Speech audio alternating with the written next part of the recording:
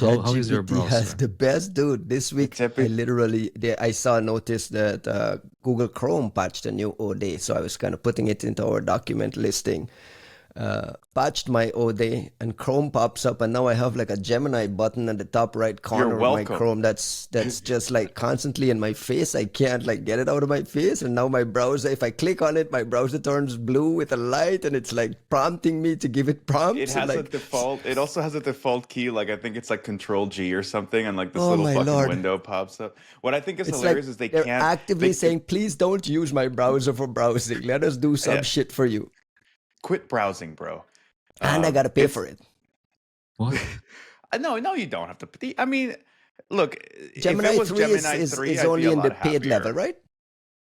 Well, Gemini 3, I don't know, man, because like Google can't roll out a product to save its life. So like Gemini 3, like you can get it in anti-gravity for free right now.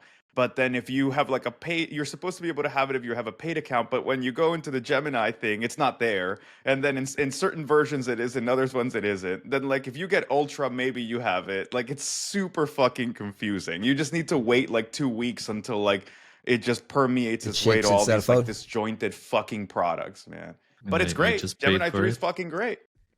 I And you I paid don't get know it for for it, if you by free? the can way. pay for it. Can you I just pay, pay I pay, for it? I pay for something, which was like a special offer. Special offer, $50 for 3 months of Gemini thingies, and then Yeah. it has a three. But then another one of my accounts, like which is kind of a free account, just got an email like, "Hey, play now with Gemini 3 for free." And I was like, "What the fuck?" What the fuck? Like I just paid Yeah, for yeah. it. Google keeps Hello, doing everyone. this where you like you think you're like, well, surely I'm paying for this thing. And then like there was a point at which I had more models in a free account than I did in the paid ones or in the corporate ones. And I'm like, what the fuck, guys? Like this is not how this shit works. Um, Good morning, but yeah, everyone. This is episode oh 73 the of the Three fuck. Buddy Problem. Hanging out with my buddies Juanito and Costin on a week when Google shipped Gemini 3. I know we have been grumbling at all about Uh, some of the implementations and some of the ways Google is constantly nudging us into this. The bigger question is, how good is Gemini 3? I don't want to turn this into an AI episode either. I'm fucking bored with all the AI every shilling, but episode's an AI episode, man. Gemini I 3 is agree. fucking awesome. Did you get to play It's with it for real? fucking It's good. It's oh, good. Yeah. it's so What's the good. use case that you've used it for that is better than? So I have been playing with anti-gravity, which is it's Google's version of windsurf. Remember they like took the Mm. windsurf people and whatever. So they came up with a kind of their own version of windsurf of an IDE. For the And audience, give us a little bit of background on what this so it's essentially it's an anti-gravity IDE. is. It's a development environment. It's like it's a Visual Studio Code fork with like a nice little For vibe coding. yeah, it's sort of like a agentic sort of version of whatever Visual Studio Code. And that said, if you use it right now, because they're trying to push it, they let you use Gemini 3 for free. And the results are frankly phenomenal. Like Gemini 3 is just first of all, the responses are super fucking fast. They're generally pretty accurate. It's doing search without like pushing back, which is nice, right? It being a Google product. And I say that because a lot of other models, like you can tell these companies don't want to pay for the API requests or something, or they're not good at tool use. Like they just won't search when they should. Um, and then the results are just fucking great. Like it's just like sitting there doing long tasks very quickly, very effectively. So it's like set up this And whole Comp doesn't do this. static. What I mean is, isn't Cloud already doing this? Isn't ChatGPT already doing this? What is So it a better than Comp? it's much better than. So how do I put it? Right, like I've been doing this with Anthropic models, and I've tried doing it with like ChatGPT, Codex High models, and yes, you can get there. But the amount of times that it's like, well, you asked it to do a thing and it didn't do it quite right, or there's a bug, and then you end up like kind of wasting a shit ton of time trying to debug this bug that shouldn't have been there in the first place. And then the context window runs out, and then the thing stops, like, it doesn't debug it right, and you end up like halfway through the wrong path, and just like everything's kind of broken. That happens. It used to happen a fair amount. It does not happen with Gemini 3, not in my experience. So like you genuinely can sit there and be like, implement auth, do this thing, and then like walk away, come back and be like, it's fucking done, and it's done quickly. It's impressive. Like I genuinely, I'm ready to shill for Gemini 3. Is all I'm saying. Costin, your response to these things is basically, are you going to do what I ask you to do? How woke is it? You mentioned at the top that Gemini 3 was also impressive. What impressed you, and what are you getting from Gemini 3 you're not already getting somewhere else? So I played a bit with all these new models. I think that first Elon Musk announced the Grok 4.1 was the top of the leaderboard on LM Arena. He was there, I think, only for 1 day or something like this, and then Google came with Gemini 3, which took the first place. So actually, I spent Took the first place where? In the LM Arena, lmarena.ai. You can go. By the way, I spent like a few hours on this website asking all the school computer malware questions to different models, and then you get the option to rate the answers, and then you see which model was which. And at least based on this old school, Gemini 3 was like killing, was absolutely awesome. Asking like really obscure questions, for instance, like who first identified Stuxnet and where, things like that. And you have to know there was Sergei Ulasin at the wedding and things like that. And old school questions about old school malware, and Gemini 3, it was pretty good. And I like how they use this ELO system that people use in chess. If you don't know it, it basically rates the probability that you will defeat an opponent based on your ELO rating and the opponent's ELO rating. So every time you win, you get a bit more ELO points. And by the way, in chess, it's all about ELO points, like who's got the biggest ELO points, like how do you get more, how do you cheat the system to play weaker players so you can take their ELO points and things like that. Chess is becoming like magic money with all the cheating. Yeah, Gemini 3 Pro has a score of 1495 ELO points on this LM Arena, and Grok 4 is 1481. So 1495 versus 1481. I played a bit also. I did some Rust coding over the week with all these different models. Grok failed me, sadly. Like it was pretty good in development to kickstart my project, but it got to a point where it was just entering a loop where nothing would work. Like fix this. It would just loop between like 4 or 5 different errors. And then I just took the whole code. I gave it to Gemini. I said, please fix it. And it fixed it, and it just ran. It was correct. Like the right function calls, everything. Even offered to optimize it for GPUs. And Jesus I was Christ. impressed. Is it going to translate Chinese documents for you? Oh, it did. And actually, even look, even ChatGPT 5.1 had no issues anymore translating Chinese, translating Russian. Previously, I mentioned about my experiences trying to translate some CN-CERT documents or Russian government-related laws, which just plain refused because for some national stupid security reasons. I love that that's what you mean by the woke train. Like it's such a different discussion than what we're having in the US, but it's like that's our reference to woke. Wokeness is I just gotta say that because it's like that's a very different thing than what's happening in these like political discussions in the US, or it's like, you know, it's a very different dog whistle, whereas here we're like, this fucking model won't translate a Chinese blog because it thinks it's like a national security problem. We're like, yeah, the guardrails might be like a little too tight here. Yeah, we have like a new funny test which you can all try at home, by the way. This is crazy. Just take a QR code, find a QR code, a photo of a QR code, drop it in your favorite LLM, and ask to give you the URL for that QR code if the QR code is of an URL. And it's just crazy. I mean, I don't want to spoil it for you, but like I've never done that. Makes no sense. It doesn't make sense to me. Like, what the hell? All right, and that's homework for the folks. Try It with doesn't know what everything. to do. It doesn't know what to do with like the visual stuff. It really, you can tell there's like a Yeah. big disconnect there. It's It's Yeah, it also doesn't very, very understand. Like, good. It's also very good at some of these Bellingcat me games that we play where you oh just kind of yeah, throw in an image of yeah. a random place and it'll freaking like even if it doesn't know, it'll guess pretty accurately. That's some of the surveillance systems. If this is what the public models are doing, I mean, could you imagine what some of the more private ones are doing around surveillance? What the Chinese are This doing, you was. mean? This is also the week of CyberWarCon. Juanito, did you made it out to Virginia? It was in Virginia. I made it out to say hi to folks. I didn't, Catch a I'll be single honest. talk? No, not a single fucking talk. I made it took me an hour and a half to get from the front door to like picking up my badge. So, and it was Oh, no. lunch by then. So it just, but it was great to see everybody. It was a wonderful, it was a wonderful time. Costin was I think taking Costin notes. saw Costin more was talks. watching. Costin was watching the live stream. First of all, did you catch the Dmitry Alperovich keynote? I did.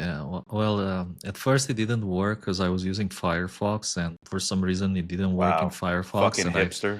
I thought that the stream didn't start, and then I said like maybe I should try it in Chrome, and in Chrome it works. So I was like, Did so you I ask missed the Gemini beginning I to understand. solve it. I don't know. Yeah. I understand Dima was talking a little bit about the malware naming mess and the malware naming conventions that we've kind of ranted at length in this show. You got to like, what was his takeaway? I loved the bit of history. So he went a bit through the history of how he got to name things, going back to Shady Rat, I think, and like really old school Operation Aurora time or things, and then he explained like what is the situation nowadays, which is a bit messy, and he proposed pretty much ended his talk with a new proposal in which he suggests to use existing solid attribution more prominently. And his example here for sandworm was to call it GRU sandworm, and then like whatever tool. To me, it seemed like a bit strange. So I think that actually using attribution and piggybacking on attribution in a name is not the way to go. I very much like the Mandian scheme now that uses number. It's my favorite nowadays. And Dimitri actually said the opposite. He said that he doesn't like numbers. He cannot remember which country is APT 44 or APT 45 or APT 37. Is it North Korea? Is it Russia? You can't tell it from the name. But in my opinion, the name shouldn't necessarily say which country it is. But wait, what was his argument for doing this? Like, why does he want this?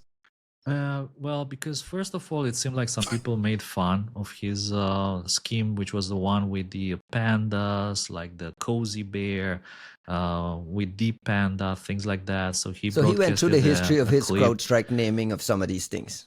Yeah, and there were like news flashes where people were laughing that the Russians hacked into the DNC and was Cozy Bear, and they were like laughing, which was stupid in my opinion of the news flash guys to do that. But nevertheless, he said you need like a stronger naming scheme, one that immediately points the blame. So it's GRU sandworm. It's like nothing cozy or fancy or tiny or something like that. What would you have named sandworm. In this new structure? What would the equation group be? Oh, that's blow under the belt. I don't know. NSA equation group, and then we could have all been wrong the entire time. NSA. That's the thing, right? Because the arguments we make for not doing that is because you don't want to be wrong, or you don't want to be like you don't want to jump and tie this thing. That's why we get into the clustering and we get into like some of the intricacies of this. I didn't watch the keynote, so I don't want to put past any sort of judgment. I was just surprised to see some commentary on the naming scheme that he was recommending, being a lot more aggressive around attributing specific threats to specific people. I mean, I understand, and I haven't seen the talk. I think this is an argument we have had before, right? Like with Dima, where it's like it's not like we don't kind of understand the point.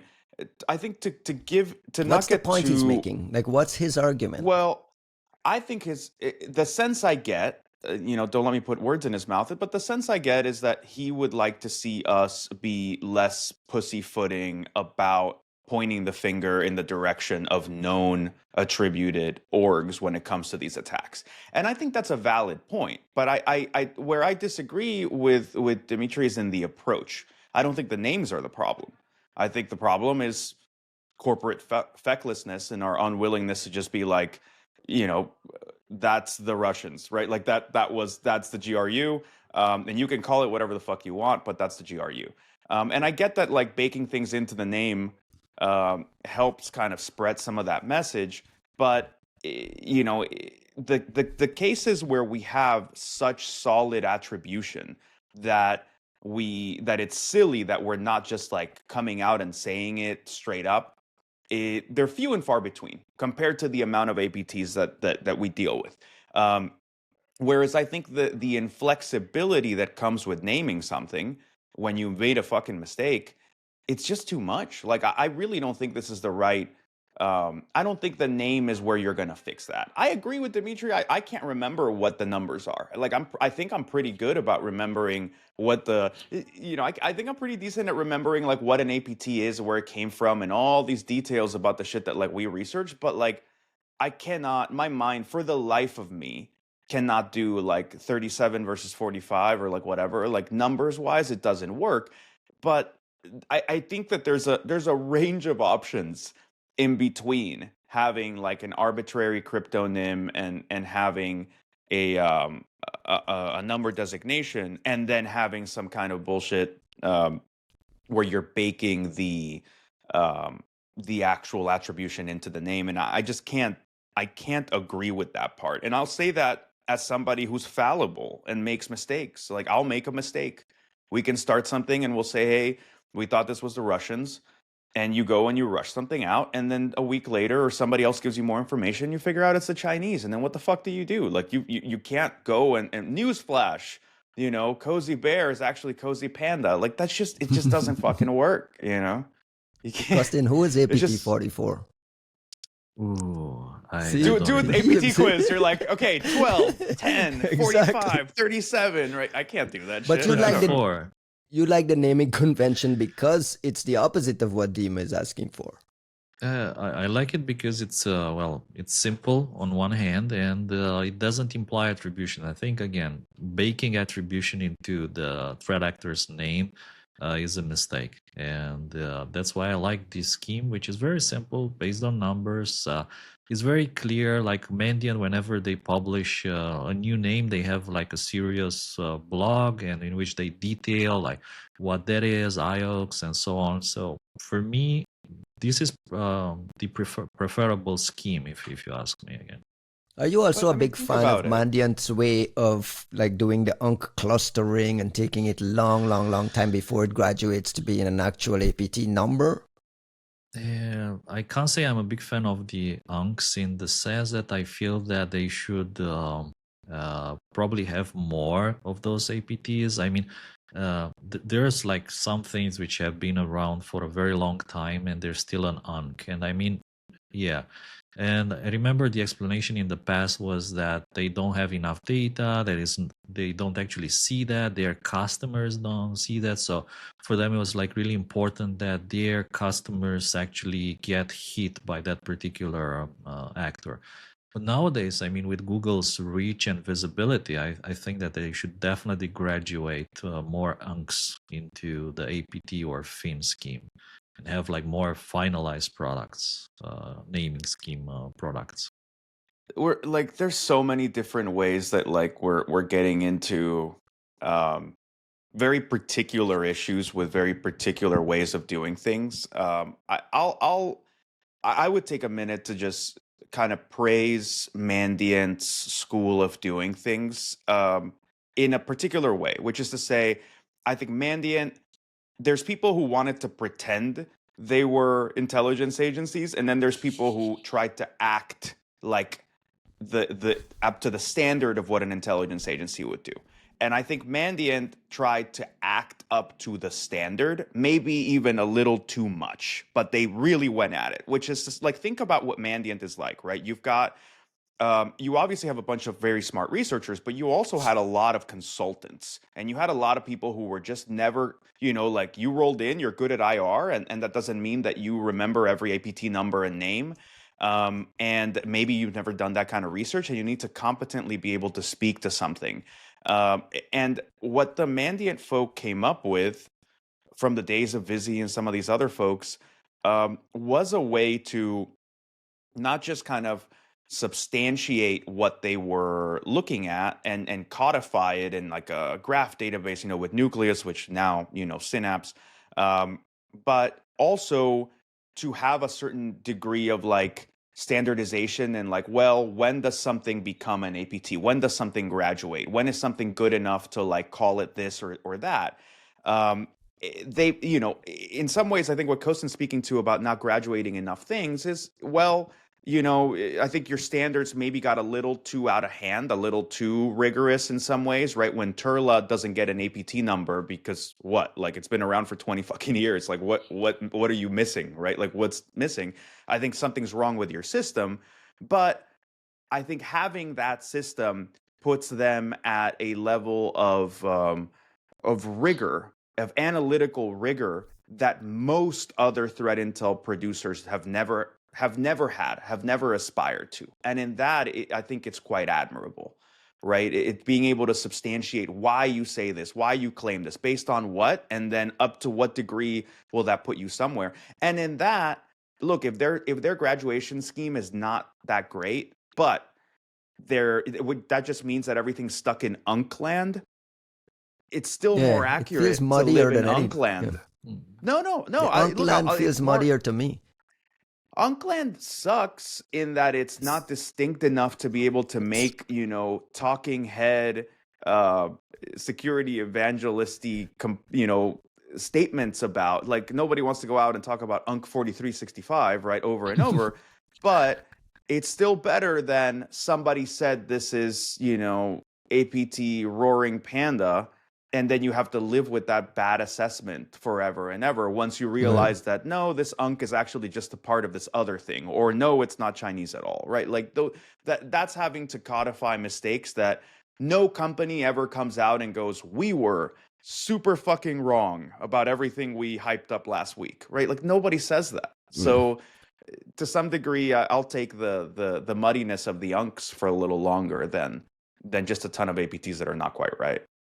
Another thought that someone else raised in the LabsCon chat in response to the DEMA talk was how many companies are actually capable of this level of attribution to go into depth to know that this would be GRU something, right? It's just a handful of companies with the level of depth that Juanito just talked about at Mandiant. I mean, how many companies do you trust that they say GRU and you'll be like, yeah, that's it, right? Very few. No companies. Only nation states or governments or law enforcement. I think this is what Dimitri was also saying that in the talk, that if solid attribution is available, like from your government, from the U.S. government, whatever, then use it. Otherwise, they were like else, and I was thinking like, what if you else? Like, how do you call it? You still end up with APT 49 or things like that. Right. The scenarios where solid attribution is available are just few and far between. And I think part of that is also like, I think even those discussions about the GRU are for a long period of time, we may have known it was the GRU, but we didn't have any granularity as to like, is this a contractor with the GRU? Is it the GRU in this particular unit? And then like, true to form, right? Like this is an Intel problem as old as time.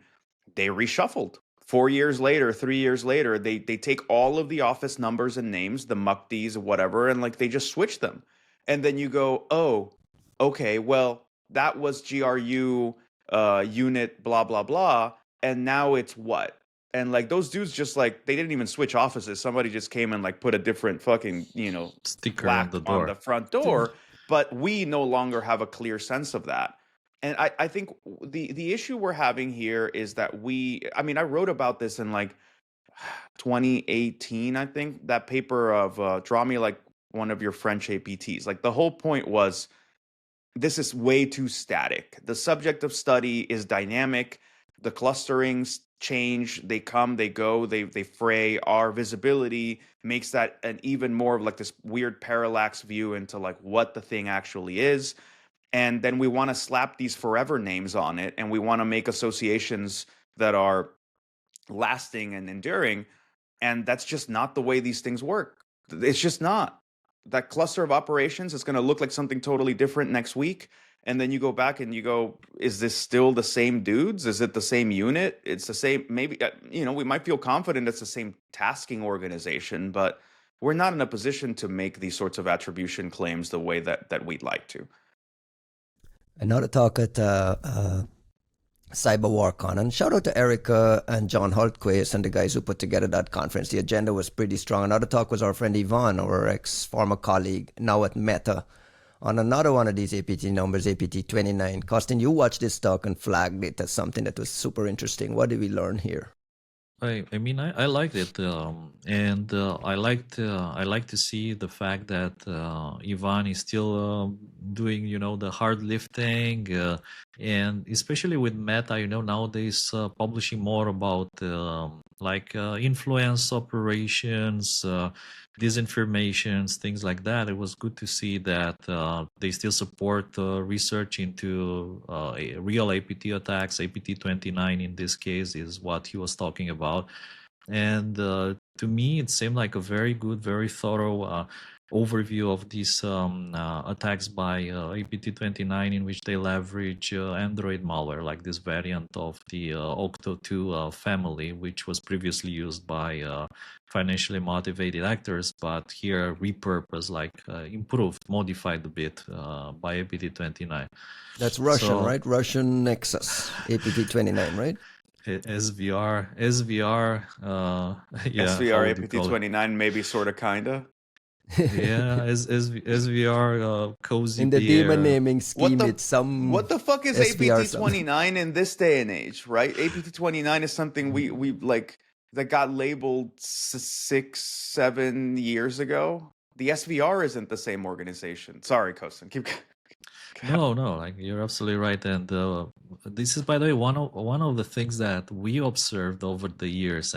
Sometimes people said this is APT 29 from the beginning to end. This is Sandworm from the beginning to end, and we were like, I'm not entirely sure. To me, it feels like it's different subgroups within maybe the same organization.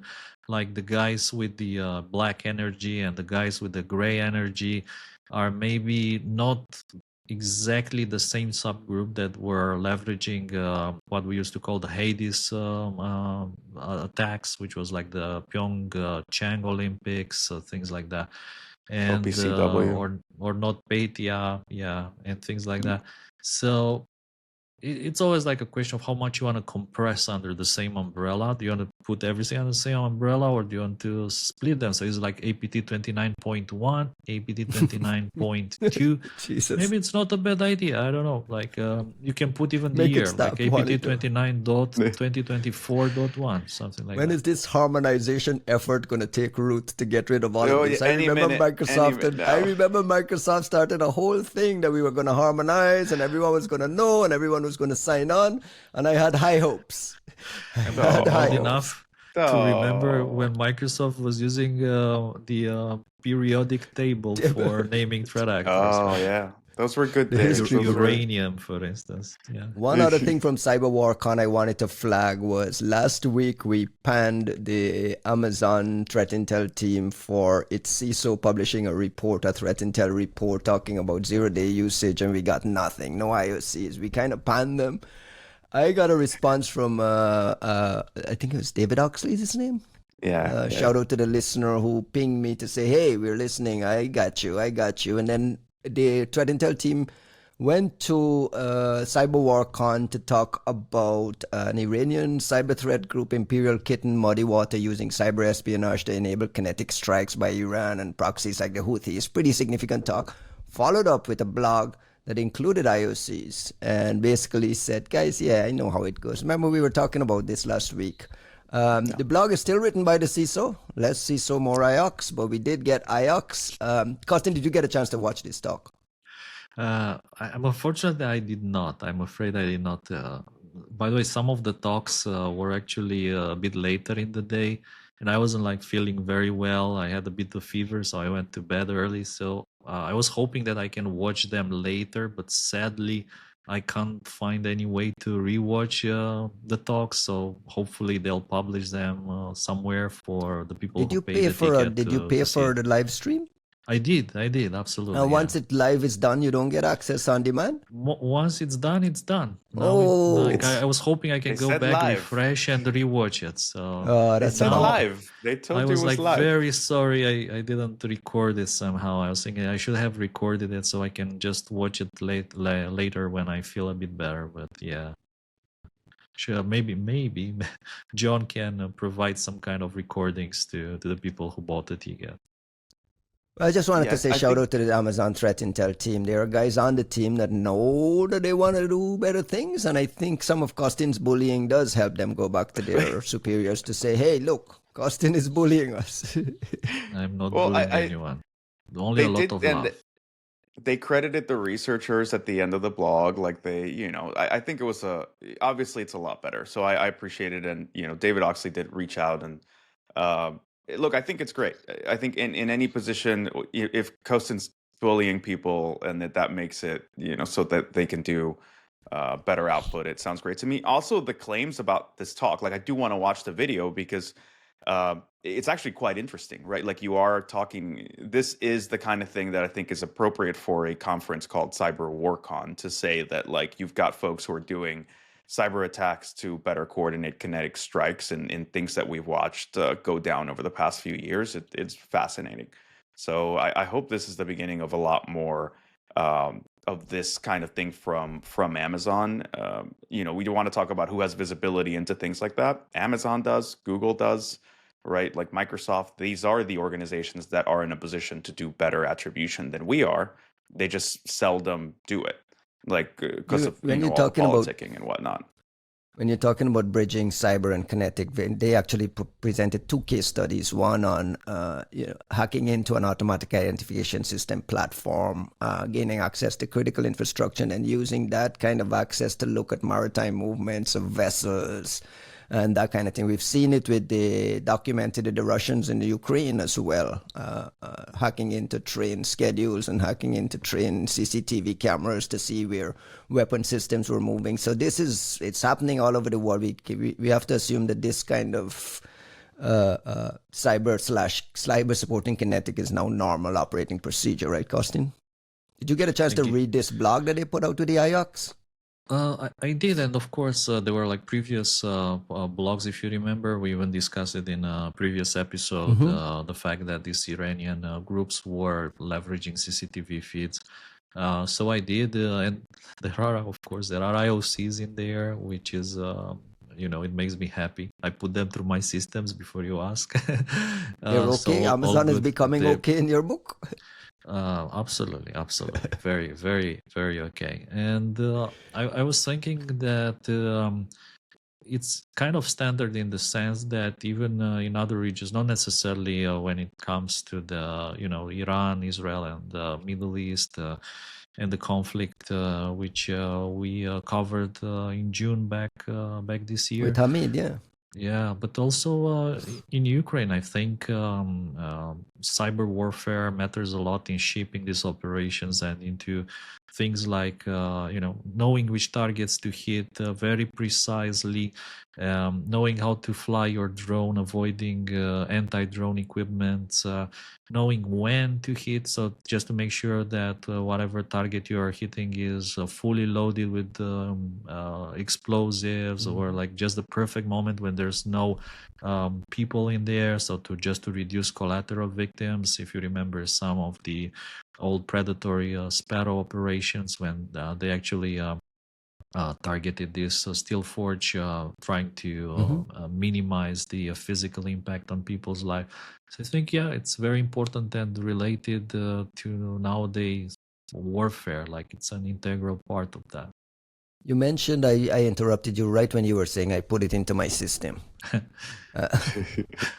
You put this IOX into TLP Black. What happened? Well, first of all, what is TLP Black? TLP Black is the company that me together with a couple of friends, we started last year in June. So we've been working on putting together a number of threat intelligence kind of niche services, if you want. We focus on quality, so that matters a lot because we know that people in this field, they can smell bullshit from afar. So we didn't want to, some companies just put a website up announcing something, they get some external investments, and eventually there's some product, but it kind of disappoints. So we took the other route. We didn't have a website until last week, so we only brought the website on Monday last week, which is tlpblack.net. And our threat intelligence platform, which combines passive DNS with a bit of network IOCs, with Yara rules, scanning, and IP reputation, it essentially allows you to improve your understanding of cyber operations. So what I did in this case, I went through the IOCs provided by Amazon. I put them in the system and tried to understand a bit if there's additional infrastructure related to this, which is pretty much what everybody does nowadays. And I think that AI also plays a very important role there, in the sense you can speed up and automate correlation a lot faster. I think that AI can bring a lot of advantage, and many people ask, why don't you just go full-blown AI?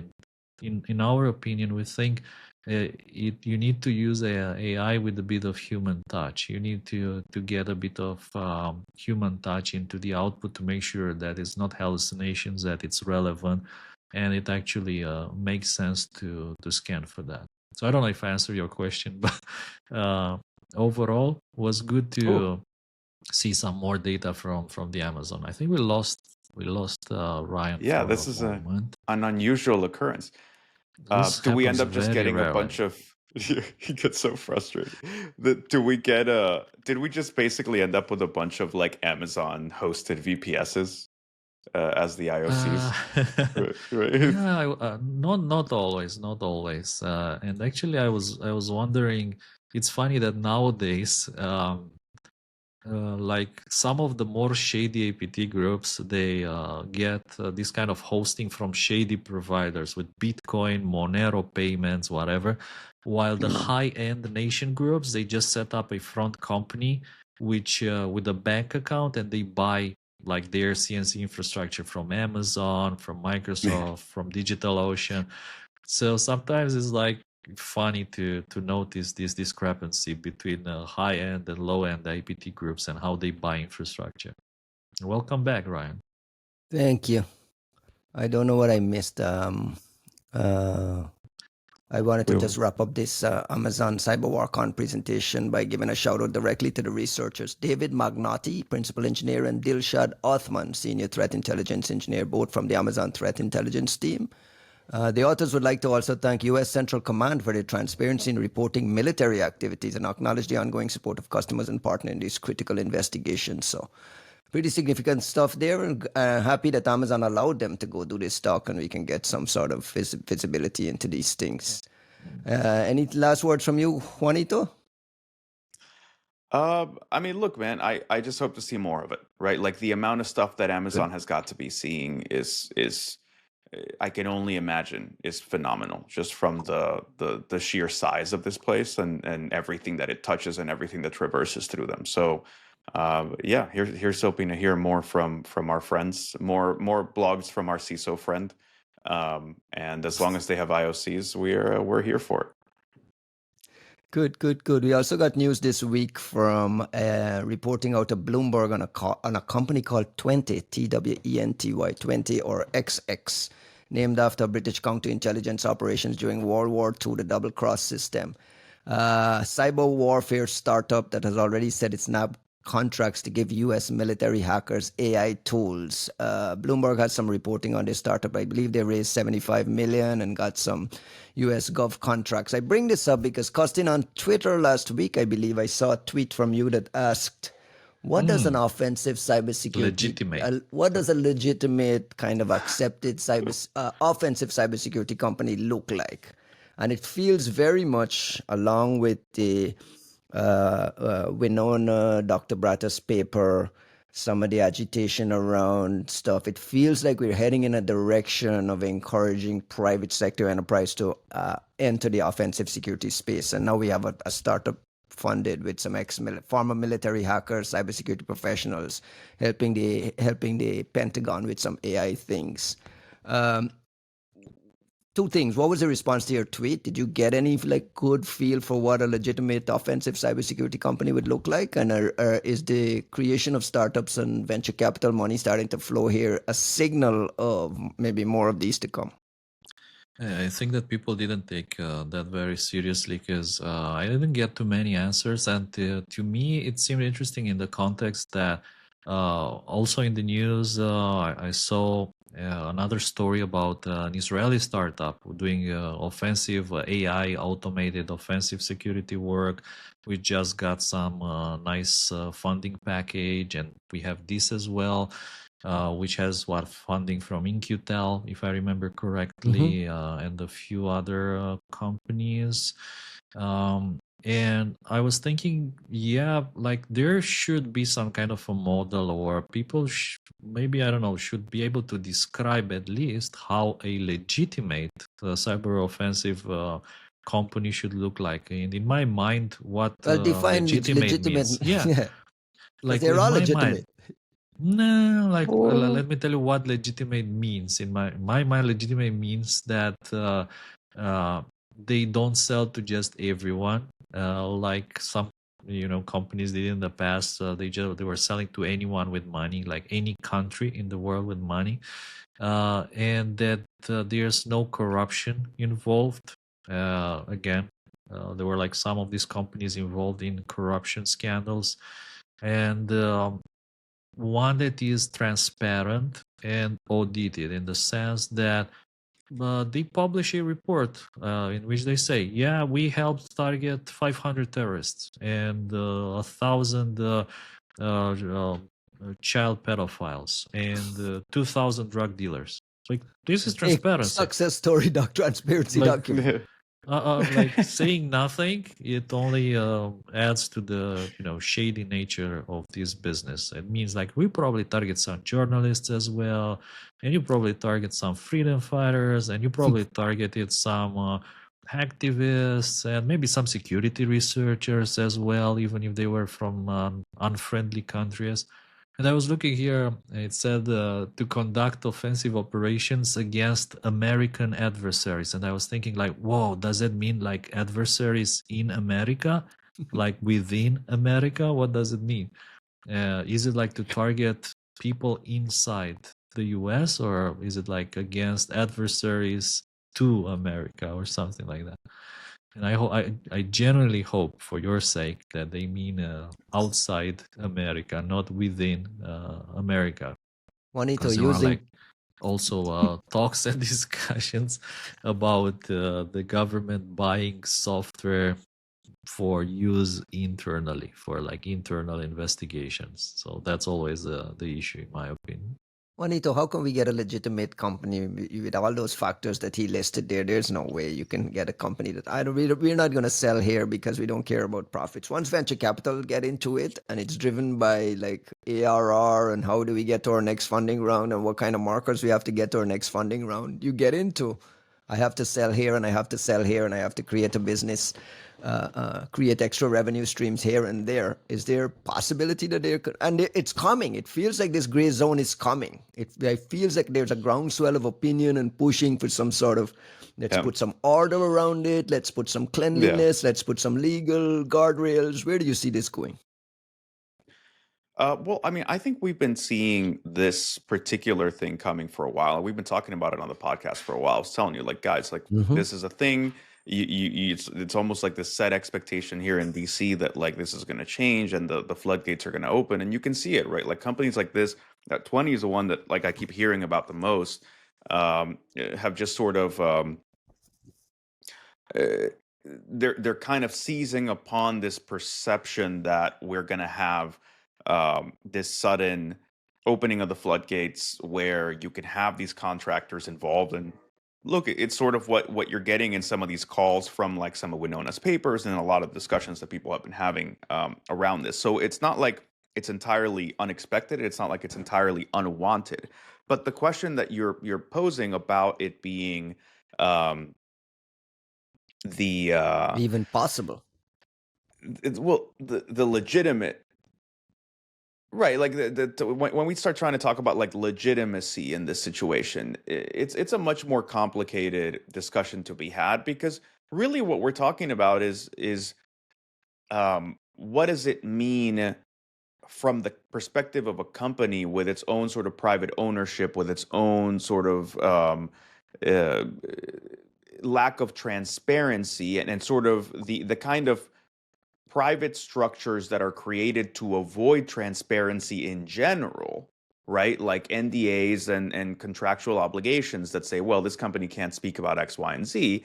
And then what does it mean from the perspective of having oversight? Like, I think the complexities here become greater and greater when VCs are involved, but I think they become greatest when you are selling to multiple countries.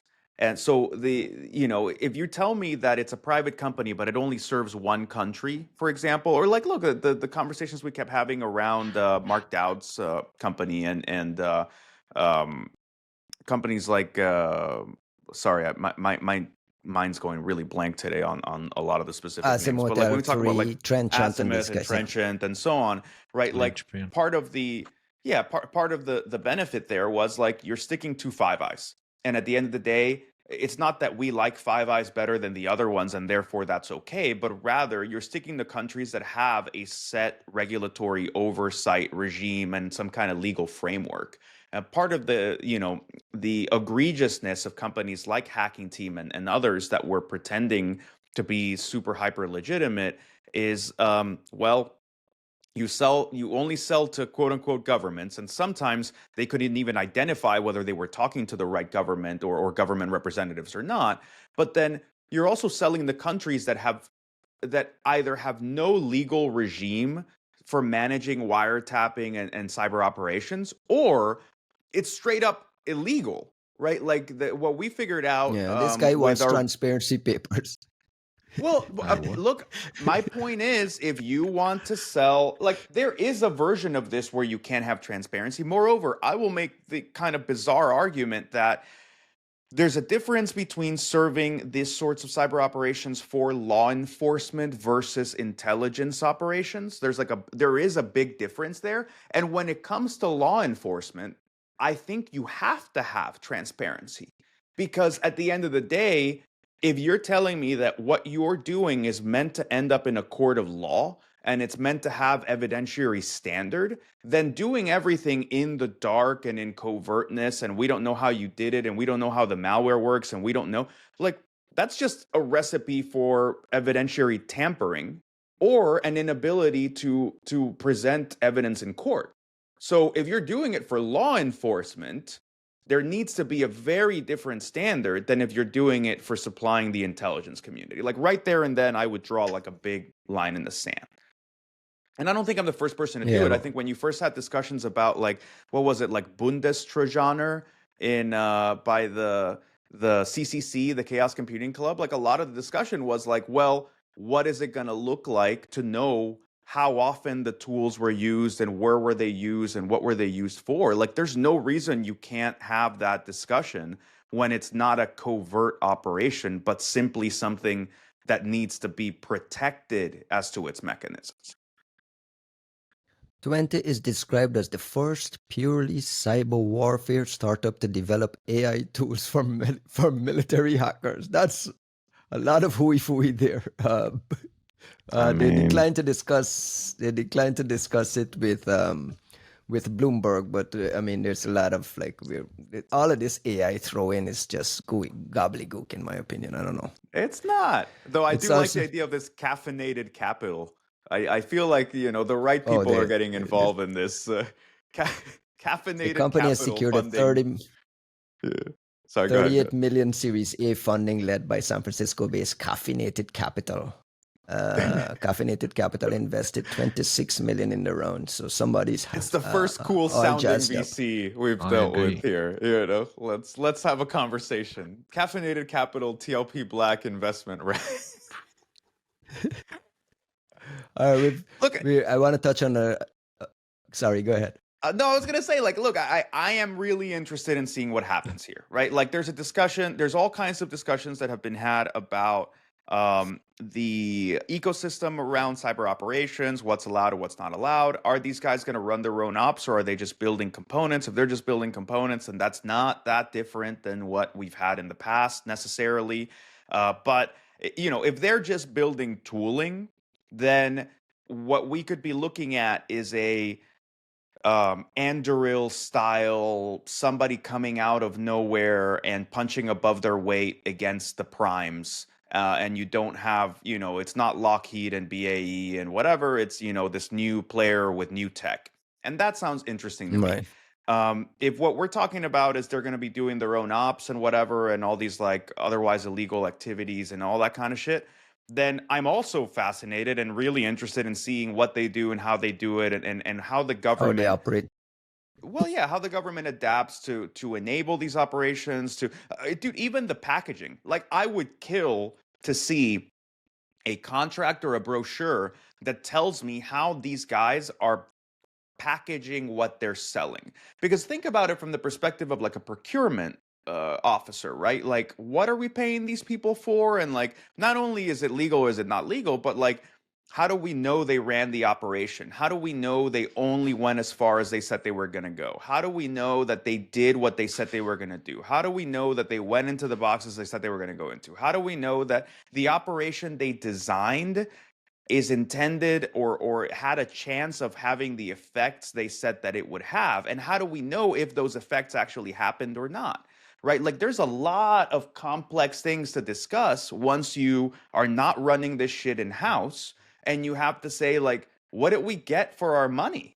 What does it look like to fail in good faith? Right? They tried, but they couldn't accomplish the effect, but they did make it into those boxes, right? Like, there's a lot of complexities here that I'm really curious to see how the, you know, quote unquote free market approach to this is going to tackle. Speaking of hacking into shit, Fortinet OD. We got two notices from Fortinet this week. One was acknowledgement of an OD, and then they updated their advisory to add a second CVE saying this was also exploited in the wild. Fortinet's web application firewall designed to protect web applications and API from attack. So this is a security solution, again, like a lot of the Ivantis and the others that we've talked about at length. We got new Fortinet OD in the wild here. Did you get a chance, Costin, at all to look at this? Only briefly, and I didn't see any like serious indicators, like just the general description. Who's hitting these things? Who's what? Who's hitting these boxes? Who's hitting Who these? isn't hitting these boxes? Who boxes? isn't? Yeah. Even like Juan's cats. If Juan's three cats and my two cats, like between ourselves, we have 5 cats. The only security podcast in the world with 5 cats. That's us. Like and subscribe. Brand they can all pop these boxes. Even our cats are hitting these boxes for sure. No, I mean, when we kid about that stuff, but we talk about burning OD is not something people do. In these cases, they're willing to. I mean, like, who do we think is behind this? Who are the targets? Do we know anything at all beyond what just Fortinet tells people to go patch? Yeah, unfortunately, there isn't much available, at least for now. It would be nice, of course, to get more information. I would probably look at the usual suspects.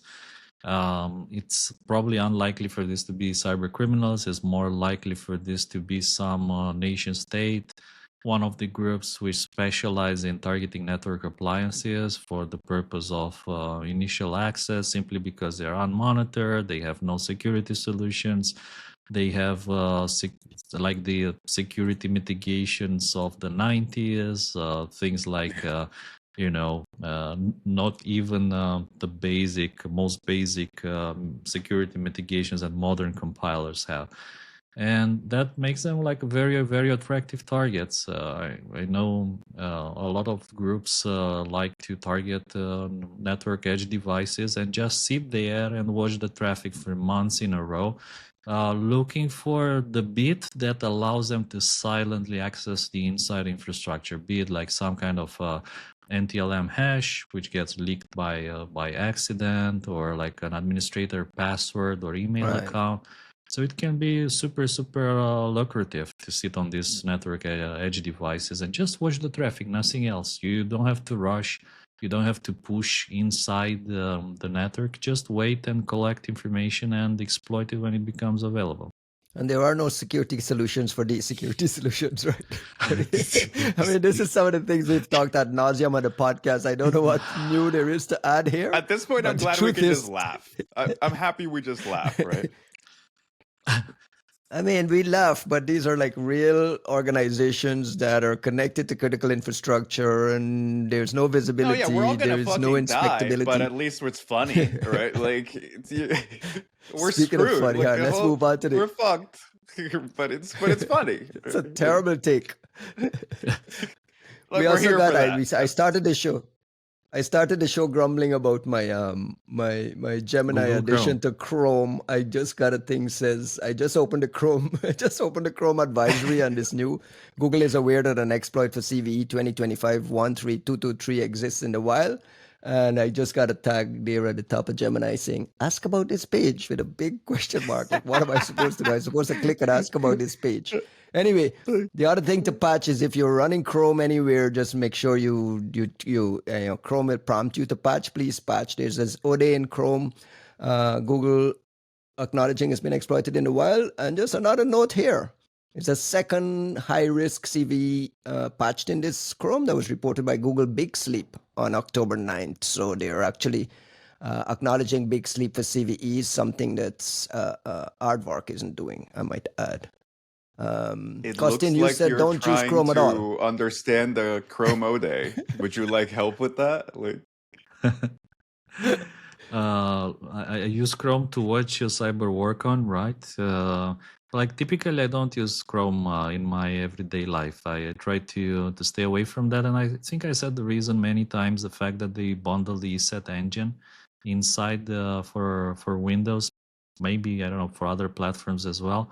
To me, it's a risk factor because you don't know what the engine does, like the behavior. Does it send the samples that you have? Does it send it telemetry?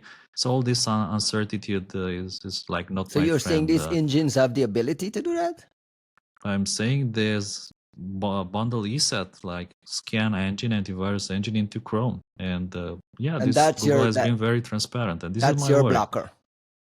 It's my blocker, and this is why I don't use Chrome itself. I do use other browsers that leverage Chromium. So that is probably okay in my book, as long as they don't come with an antivirus engine. And it's like, this is my frustration with almost everything nowadays, that you need something simple, but you get shoved down the throat like 100 other things you don't really need. So like you install Windows and it comes with OneDrive, Skype, Teams, Office 365, Copilot, Recall, like all these things that I don't need. I don't want those things. I just want like something really simple that does its job, and if I want something additional, I will decide if I need that additional thingy. And you can't turn off the ESET engine, right? It's built in there. You have no control over that at all. I couldn't find a way, and I wouldn't risk it, because like these things typically have a talent of turning themselves back on randomly. At least Defender does that. You turn Defender off, and like one day you just see that you can't access your files anymore. They've been deleted or they're being blocked. And why? Because Defender is again active, and you're like, I turned it off like a week ago, and now it's back on. Like, why? Nobody knows. Just magic. I miss Windows XP more than anything else, right? I miss Windows 3. NT 3.5. Like that was probably the last good one. Or NT4. I just want to make a point on this. You published an op-ed on your Medium blog. I'll put a link in the show description here that like separates the way Apple handled this and Microsoft handles this in a way where like you make a point that Siri feels like a companion you can call on, But when you use the Windows AI, and when I'm using this Chrome Gemini, for instance, it feels like it's overbearing. It's in your face. It's like, use me, pay for me. And then you also complain Love that me. combining Windows becoming more and more bloated. They want more telemetry, more these pre-installed apps that you mentioned, features that nobody asked for. Like, where are you doing your anti-malware research? On a Linux box? I moved all my processes, all my projects that require working with malware in some kind of a safe environment. Everything runs on Linux nowadays, and a bit on my Mac. I Because of stopped doing Windows it Defender? because of Windows Defender and other mechanisms. I mean, other telemetry mechanisms in Windows, which I tried. I mean, one of the simple things I just had. Let's say I have a collection and I want to scan it like over and over with some Yara rules, something simple. And Defender just pops up like randomly from time to time, even if you disable or permanently disable it, and it keeps it tries to protect you. Like, it looks like you need protection. No, I don't need. I'm fine. No, but it Please looks stop like you really need protecting protection. Like, I'm gonna protect you even if you don't want to.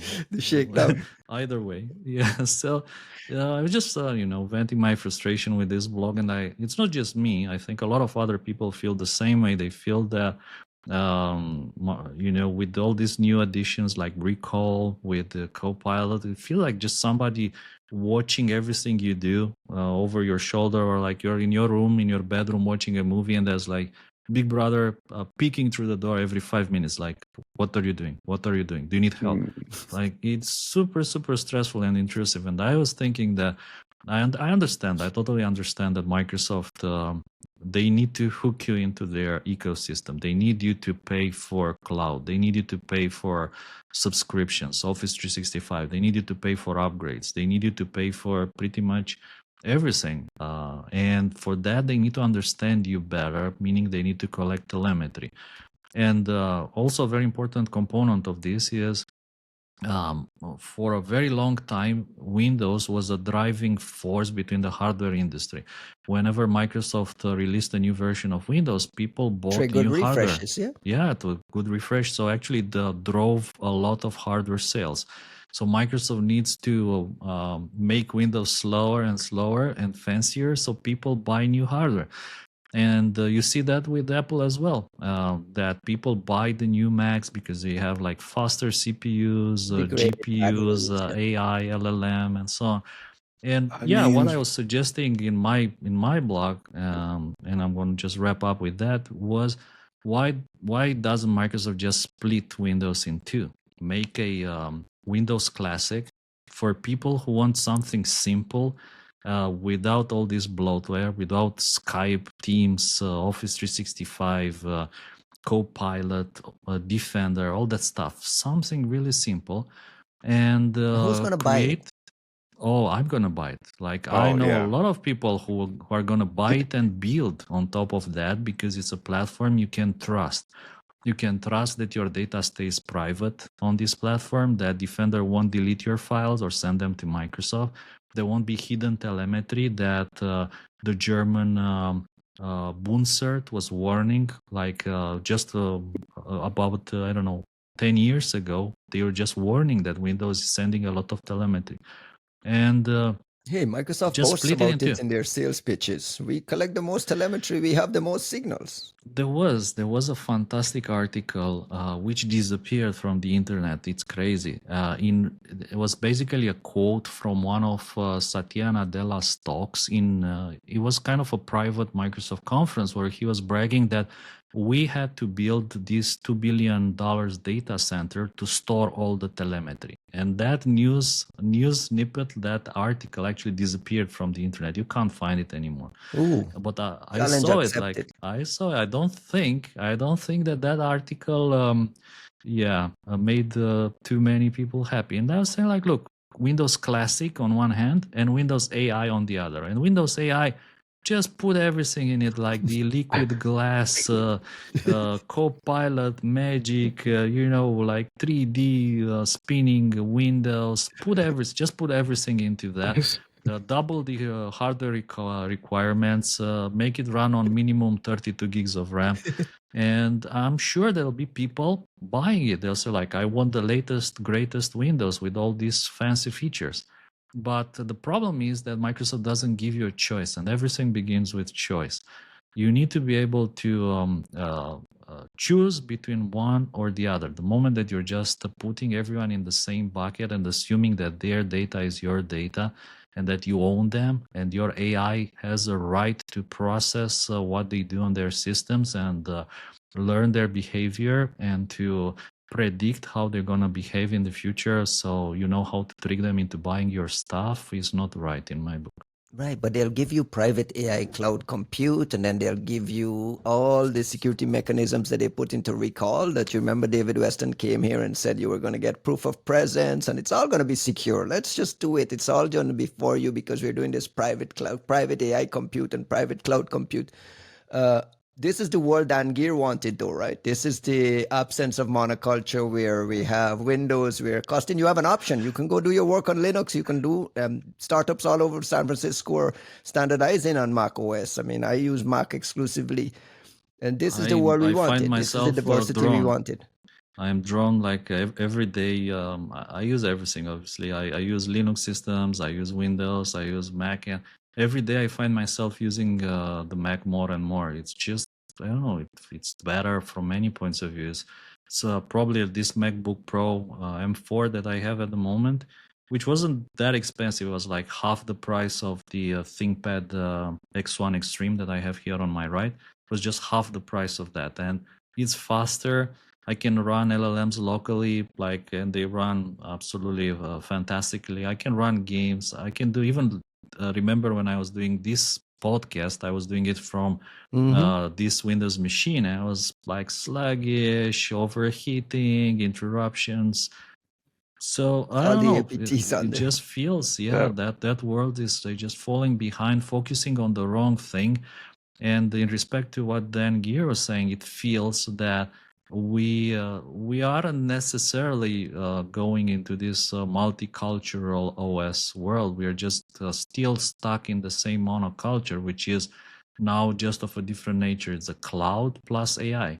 With everybody hooking you into some cloud with AI, we are back to square one. Everyone is again in the same monoculture, cloud plus AI.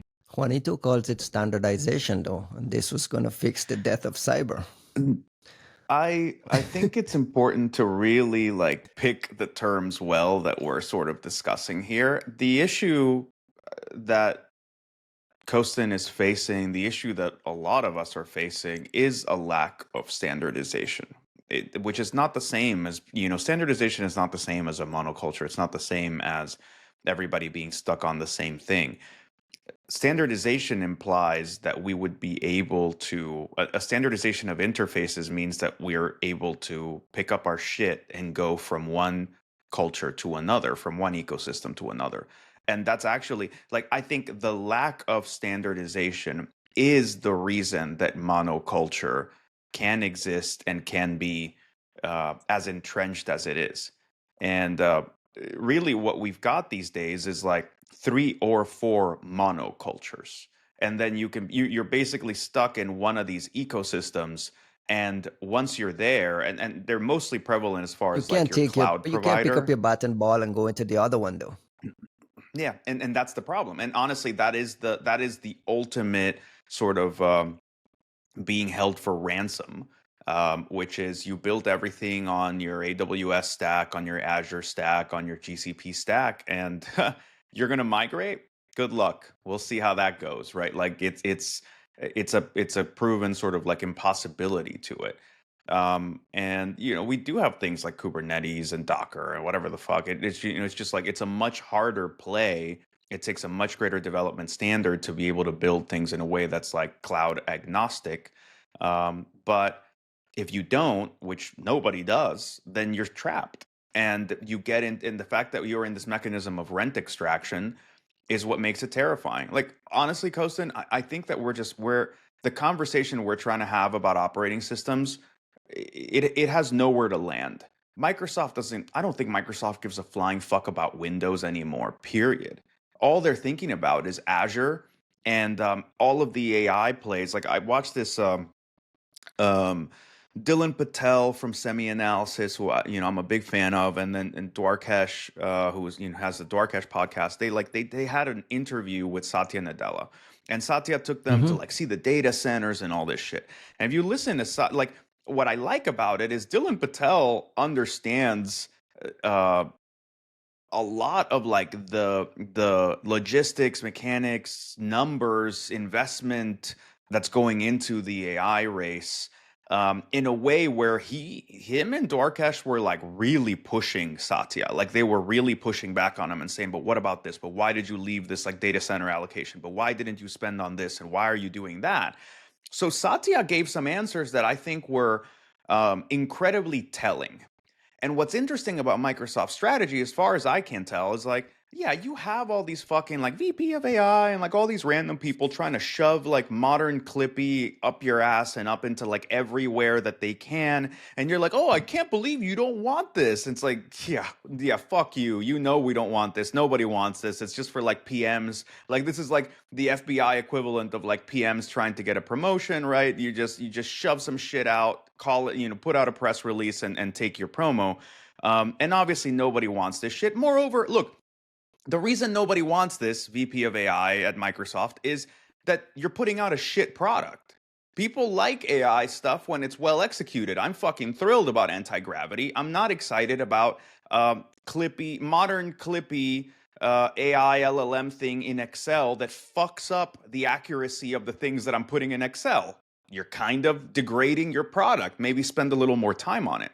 But when you listen to how Satya talks about it, he's banking on the fact that all of these AI applications, whenever somebody figures out how to actually make this stuff really, really useful, that shit is going to have to live somewhere.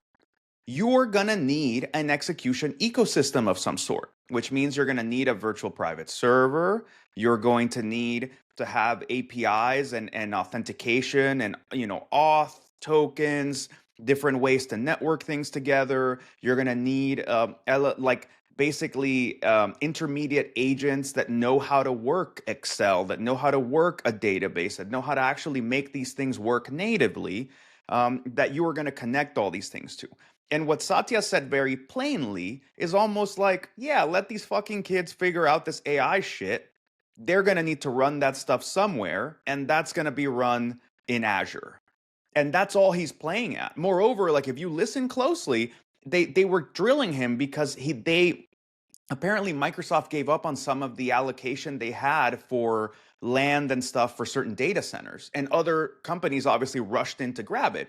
And he's like, yeah, we're going to wait for a little bit until the next generation, like 2 more generations of NVIDIA chips, because I don't know much about building data centers, but apparently the energy requirements and the cooling requirements are so specific that it's not like you can just rip out the chips and put out the new NVIDIA chip. You're going to have to rebuild a lot of how this shit works.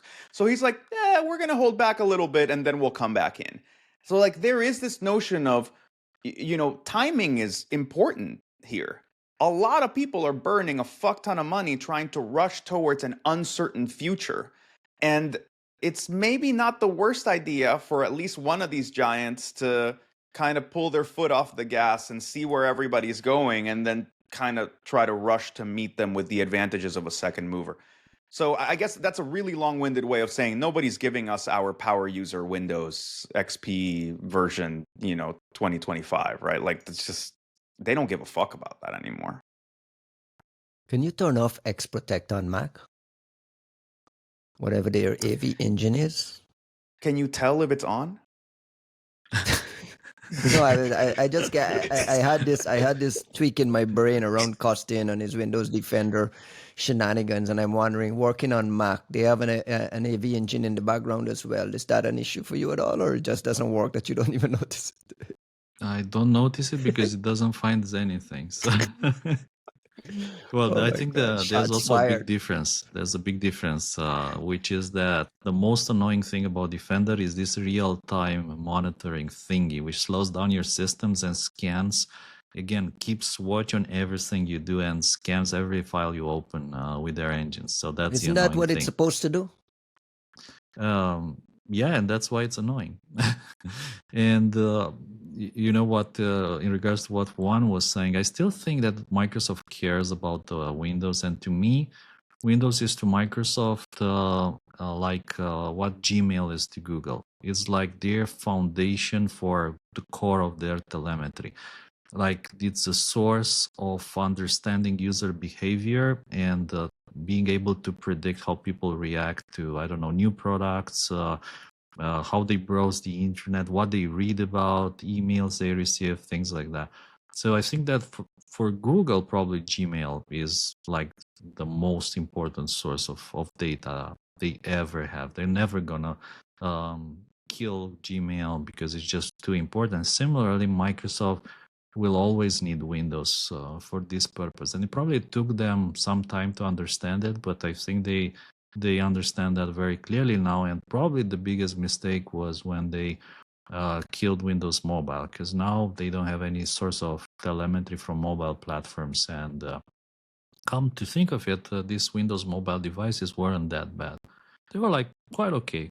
So maybe something to see in the future is again the rebirth They've of Windows tried. Mobile. They've Lord. tried several times. It's not gonna fucking happen, dude. It's just not. I don't know. I think it's funny, even as I think about your proposal, Costin, like the idea of having like a classic Windows and a Windows full of like all the AI and like, but more importantly, like a Windows that's more like not in your control. There's a you don't have to look very far for that corollary. I think in many Your ways what we're iPhone. describing, yeah, You think you own your exactly. iPhone? It's the well, it's the difference between macOS and iOS. And I think for a long time there were a lot of us who were very fearful that Apple was going to continue to build up the iOS style ecosystem, which then became iPad OS, and it also included Watch OS, and then and then Vision OS, and so on. And that eventually some genius in Cupertino was going to have the idea of like, well, why do we need Mac OS at all, right? Like, and then you would essentially drive us all off a cliff. But that notion, I think, has kind of gone away. I hope in Cupertino. But I think it kind of has to go away if you really consider the fact that like, if they did that, they couldn't build iOS, because like what you're talking about is a power user OS and then a like, I don't know what the right non-derogatory to a normie OS, like a normal people OS. My grandmother could use iPad OS, which was fascinating, right? You know, she was a smart woman, but she'd never used computers in her life. And, all of a sudden we gave her an iPad mini, I think in like, she was like 70 something. And this woman was like browsing Wikipedia and like watching like Chanel runway fashion shows. And we're like, how the fuck did You that can go the other happen, way right? too. Put it in a 2-year-old's hands, and within seconds they figure Yeah, it and they'll out, right? buy all kinds of freemium shit and get addicted to like this like roulette of buying stuff The for AI you. will But buy it for them now.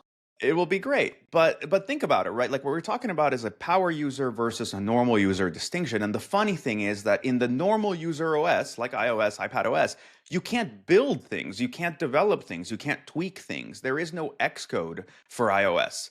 You can't have dynamic code, sort of being generated and moving things and executing things by definition. That's what keeps the thing safe. But that means you cannot develop iOS inside of iOS.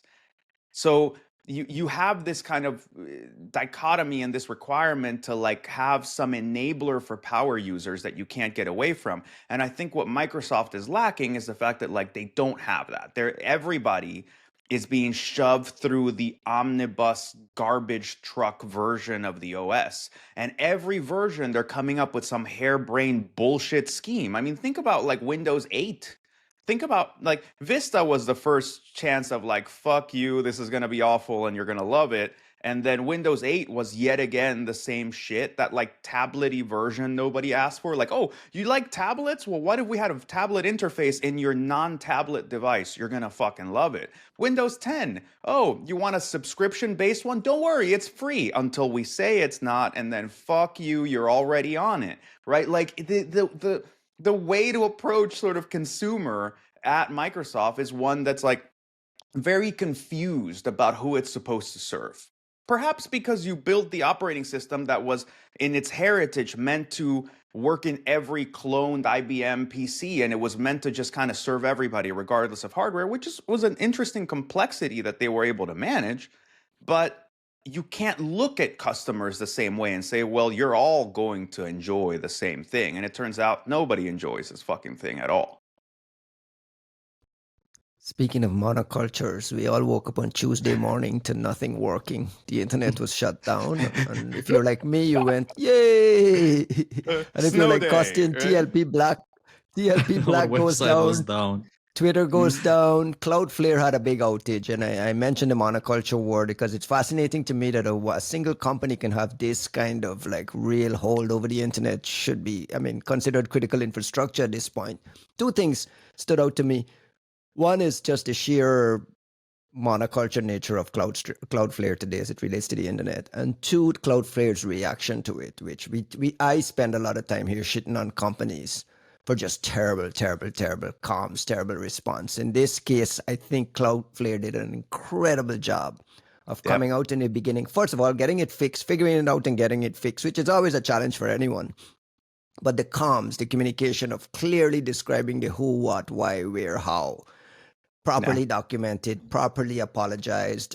It just felt like a breath of fresh air in the midst of what we get used to, this legal bullshit language that this may have happened and we have no evidence of this and all this stuff. Shout out to Cloudflare for like setting the example of what this could look like. So when you hear me complaining, people, like this is the kind of blog you go to. Now that I've gotten that out of the way, Costin, they described a bug that caused this, a bug that caused it to overflow. What did we learn here about what happened? I joked, if you remember, before knowing the purpose or the reason of this crash, I joked that it was, just an array, like unsigned int of 200,000 and like a comment, 200,000 should be enough. That was your joke prediction, yeah. It was funny that it actually ended up being exactly that. For speed reasons and security, and this is ironic in a way, Cloudflare rewrote large parts of their infrastructure in Rust, which is generally a good thing, right? A modern programming language that has a lot of guardrails against buffer overflows and other mistakes. But nevertheless, it doesn't mean that it's foolproof. And I think that we learn more and more about Rust nowadays. And I really appreciate the fact that Cloudflare posted the code fragment that was responsible for this. And in particular, they were using this unwrap function, which, by the way, generally, this is considered a very bad practice in production systems. So what this means is if the previous operation fails for one reason or another, in this case, just it overwrites this predefined buffer, then you just crash the program, like you exit and crash the program.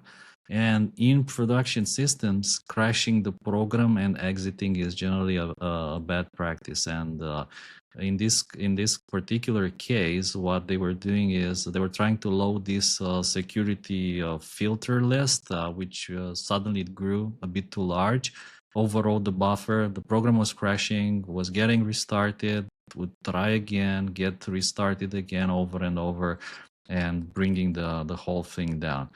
And of course, it would be good, I think, a good recommendation for Cloudflare would be to just go through all their source code, find if they use unwrap anywhere else, get rid of that, don't use it. I was wondering myself, is this like AI written code? Would a human write that particular code fragment?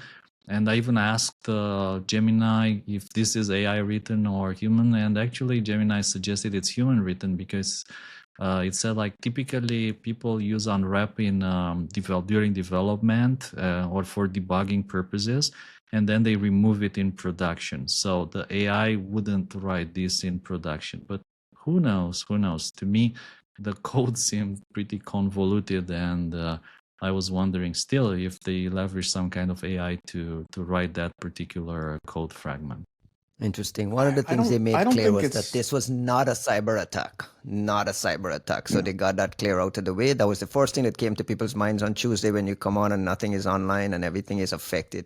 Juanito, sorry I interrupted. You were about to say something about AI generated. no. I don't worry about it being AI generated or not. I don't think that ultimately really matters. But I think that with just to kind of heap praise on top of what you said, Ryan, for Cloudflare. Like you're focusing on the comms, and I think you're completely right. And I hope more companies can sort of realize how that builds trust, right? Like I'm looking at Oracle. Okta and I mean, we've spent a ton of time talking about this just recently with Oracle and some of these companies that are just. I don't even think butchering Oracle's the like the comms. worst. I don't think it's No, they're they're the not. worst. I think, but what you're so what did they do right? They were honest and forthright about what was going on. They had a clear sense of what was happening, and they just kind of put it forth and said, look, this was our responsibility. This is what happened, and this is how we're fixing it. But I want to go beyond the comms and say that, like, part of what's such a good signal with the Cloudflare management of this is clearly you have such a technical stack that you were able to identify the problem within hours, right? Like, part of the issue that you have with some of these comms is, like, the reason I don't want to come down on Oracle is Oracle, They don't know. the first, the first Oracle post was, we don't know, but we're figuring it out. And then they came back and they were like, okay, we figured out it was this. And that's not perfect, but they didn't lie, right? They didn't obfuscate. They didn't say, oh, nothing to see here, nothing's wrong, everybody's lying, because they didn't know. That said, I think there's the part of this where you go, hey, great leadership on the part of Cloudflare and just coming out and saying things. It builds trust in a situation where you normally would lose trust. But also look at the technical stack that they've got, that they could identify this problem as quickly as they did and take care of it as quickly as they did. So, just adding another sort of cherry on top of, like, hey, well done, guys. And it's great because, frankly, I think you're right. Cloudflare is essentially a form of critical infrastructure. A massive amount of the internet is entirely dependent on Cloudflare. They're not a bad steward of it, right? Like, how much is DDoS still really a problem for most companies? Not They've really. solved Like, a that's lot of just problems. not. They've solved a lot of irritants and a lot of They've solved real fucking problems, and to then see them do it well because clearly their technical stack is appropriate, is up to par. Yeah, it's not perfect. Nobody's is perfect. They're gonna have problems. You're gonna have an unwrap in the wrong place, but, like, okay, it's good enough. It's And not. It then doesn't to see feel. that It they're doesn't feel healthy to be in this monoculture, though. It doesn't feel healthy to be so they reliant on one company. Where and this popped up look, in like the demonetization of folks and so on. They have to take yeah. certain political stances, and then we talk about the balkanization of tech when the world is reliant on a U.S. company. What if this was a company that had ownership stake somewhere? It just feels wrong. It feels icky to me to have like a single company responsible for, like, me saying yay on Tuesday morning because nothing would work. It's weird. Well, look, I think that you have to consider what is the outcome that we want, right? Like, we're talking about wanting a globally distributed, reliable, instantaneous mechanism of communication. And that requires massive investment. It requires a certain technical standard. And the truth is that there is no mom and pop version of doing that, right? So you are going to have mega companies that do this sort of thing and that manage it, and they're willing to invest into it, and they're going to keep it up to a certain standard, and they're going to, blah, blah, blah, blah, blah. And frankly, I think we would spend a lot more time being impressed by companies like Google and Amazon and so on, if they had a more human understandable face, if they really could come out and say, look, we Fair. decided this, we thought it was a good idea. We hear that some of you don't like it. We're going to think about it. And you can believe them when they say that. It's the sort of like faceless, smiling bastard bullshit that kind of like makes it so, which is also why, look, I was super harsh on the Amazon CISO, and I don't think he deserved it, but it was like, it's very frustrating to see research and meaningful things that we care about get whitewashed through product marketing. And to have to do that with the face of somebody who's like, yeah, obviously this person had nothing to do with it. They're just the only spokesperson that's allowed to put their name out there under the corporate brand. And like, that's why I was so frustrated. What happens the next blog come around? Like, look, they're listening. They were responsive. David wrote us on Twitter.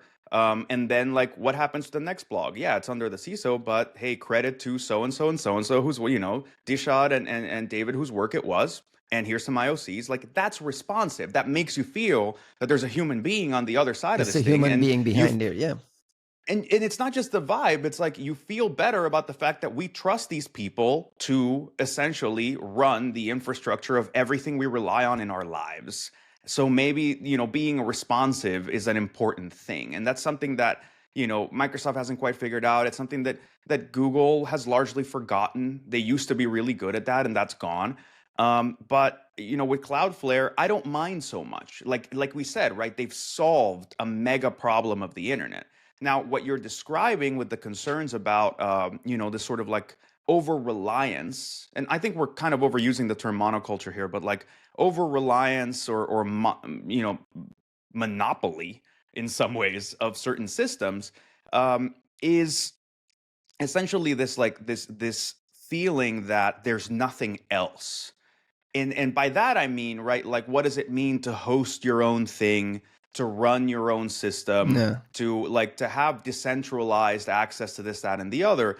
And I think that's where what we're actually seeing is not a failure of these big companies. Those big companies are acting in their own interest. It's actually a failure of open source to have, like the software commons lacks vision, and it lacks ambition in a way. Like a lot of what folks are kind of caught up with as like open source and what they like about that world, it's very much about like, get off my lawn. I run a couple of servers here, and like I like my Linux in this particular flavor, and get out of here. And it has nothing, like it doesn't have the ambition of saying, actually what we need is like open rack servers. What we need is an open stack of hosting. What we need is an end-to-end version of being able to manage your own Slack-like, IRC-like corporate interface. That doesn't mean that everything need more fucking complexity sucks. in our life. We need more complexity. We need more. No, I think we need more viable self-hosting. That doesn't mean that like look, is it impossible for me to roll my own comms for my company instead of Slack? No, it's not impossible, but it's gonna fucking suck. It's gonna be insecure. It's not gonna be reliable. It's not gonna be safer, and everyone's gonna fucking hate me for it. And that's not a viable replacement. But technologically, there's no reason why you couldn't have your own Slack-like messenger that you deployed that's end-to-end encrypted, and it's just like a click button on AWS or on DigitalOcean or whatever, and like, look, boom, we're done. Yeah, does it have every feature that you never asked for? No, but you didn't need that shit in the first place. We just needed a place to communicate as a company. And like, that is not a difficult thing, and yet the only thing anybody uses is Slack. And the worst version of hell is somebody forced you to use Teams, right? Like but there's like a lack of an open alternative that is a legitimate alternative. And I think to that, what we're seeing is like, I think the open source ecosystem lacks vision and it lacks ambition as to what it means to be a viable alternative to what people actually need. As opposed to saying, well, if you wanted to roll it yourself, you could. You go, sure, but that's not my full-time fucking job, and that's not what I'm trying to do here. And it's not just about a different flavor of Linux. It's about actually having like corporate appropriate support contracted things that are not mega corporation makes big decisions for me. You mentioned them as good stewards. Good stewards as in created good products that worked and that saved the internet from a lot of things, bot-like activity, some of the DOS stuff.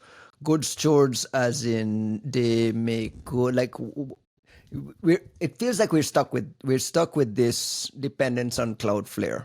Documenting this good stewardship becomes like maybe the only thing we have left. When you say they're good stewards, what are you talking about? I think I would say they're good stewards in that they're honest and sort of forthright in sort of what they say they're trying to do. Yeah, they've made some spicy, they've had some spicy takes in the past, but they're largely principled ones. And I think what you're describing as dependence is really, it's not a sick dependence. It's not like they sold us a drug and now we're hooked on it. They're successful, right? They're successful because they solved the problem. So everybody wants to build on top of what they have done because they're solving a problem. And that's people wanting to depend on you because you are dependable, as opposed to people having to depend on you because you fucked them at a point of vulnerability, right? Like you were starting a company, you didn't know what to do, you needed to roll quickly, so you went and you got an Amazon, VPS to start yourself off, or a Google Cloud, CI/CD pipeline, whatever the fuck, because you just needed to roll, and you started to build your company, and you're just trying to make something work, and next thing you know, you're 18 months down the line, things are working, and all of a sudden you realize that you made a mistake on day 2 of your company, which is, I decided to rely on this thing, and now they're going to squeeze me for every penny. They're going to raise my prices. They're going to fuck me on data migration. If the data moves, they charge me. If the data computes, they charge me. If the data stores, they charge me. If the data deletes, they charge me. So like, you're just fucked, and you're fucked forever. And that's a kind of like drug pusher mentality to dependence that is, reprehensible. With Cloudflare, the fact that they go down and like half of the internet goes down, it's not because they have monopolized junctures of the internet or they're forcing you to have a product that you don't want. It's because they're so good at DDoS protection that everybody uses their shit. They're so good at easily deploying zero trust, this and that, easily deploying certificate pinning, easily deploying, all this sort of DNS record management. They're good at what they do. So yes, when they go down, a lot of shit goes down, but it's not like they made it so the internet could only work through their stuff. You can fall back to something else, right? I guess I'm saying Cloudflare, good in my book. I'm going into Costin's book, and I'm, Cloudflare check mark. Whoever the executive is there that tells the lawyers to go away, we are publishing this thing cleanly and documenting our response cleanly. Shout out to that guy. I suspect it's going to have to be Prince. Like I think CEO it's level. The name I think it's got to be the CEO. From the CEO. Which is a significant point here, is that it has to be top down. This kind of real transparency has to be top down. It doesn't have to be in pledges and other bullshit. It has to be in real tangible things that comes from the very top. Corporate lawyers, apart from being an only recent addition to corporate ecosystems, are an advisory capacity. Corporate lawyers do not make decisions. They tell the leadership what they think that should be happening, and then the leadership gets to make a choice. You can hide behind your bureaucratic bullshit all you want, but at the end of the day, your leaders bullshit love the choice... lawyers there to hide behind, by the way.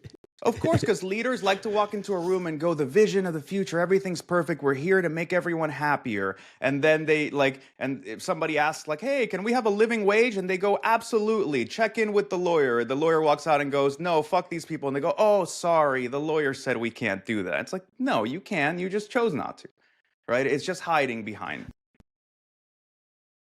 Speaking of lawyers, Denis Obrezko, a 35-year-old Russian national, was arrested on November 6th in the Talang district of Phuket, Thailand, during a joint operation between the Royal Thai Police and the FBI.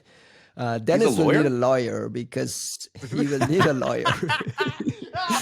I was wondering. What a fucking great transition. This man's going to need a lawyer.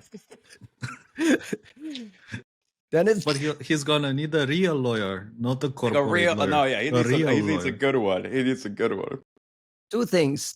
Dennis was arrested there and linked to Void Blizzard, which we also track as Laundry Bear or Storm 1099, a Kremlin-aligned group, and APT 28. So we're starting to see guys getting picked up. One. Two, the second thing here is apparently this guy was ex-Kaspersky. Between 2017 and 2019, he worked at Kaspersky for a bit. The person that shared this link with me says, hey, by the way, this is not the first intelligent guy that's been at Kaspersky. Yeah, they just kind of threw it in my face. Costin, you know this guy at all? No, sir. Did you guys hang out at any point? Have you guys hung out? I have no proof whatsoever he worked for Kaspersky or not. I did look a bit into this, and there was actually a big Russia tax information leak earlier this year. And he does appear in there. The birthday kind of matches. There's his phone number, but there's no email for him, though. There's like his insurance number, like health insurance number. It does appear in there, but I can't find any kind of email address listed for him. And yeah, there is this article where he says that he worked at Kaspersky between 2017 and 2019, but like I have never seen any kind of proof, which doesn't mean he didn't work. It's just that I've never heard this name before. For me, it's a kind of a new name. And I think you said that also APT28, and I think it's important to say that these guys, Void Blizzard, Laundry Bear, and remember we cover Laundry Bear, which is is it the Dutch name? The Dutch, the Dutch paper on Laundry Bear, correct. Laundry Bear. They are not the same as APT28. However, an APT28 operator was arrested in the same place of Phuket, Thailand.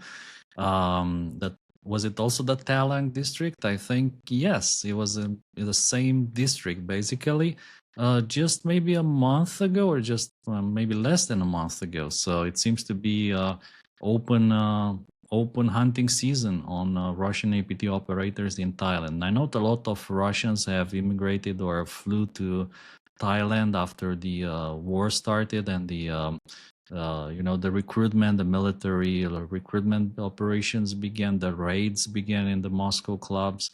And it's interesting that now the FBI and the Royal Thai Police are hunting these guys in Thailand. So it seems that Thailand is no longer a safe haven for them. It used to be, right? It used to be they could travel freely there. And that's like one of the big vacation destinations for some of these guys. Yeah, or like for conferences.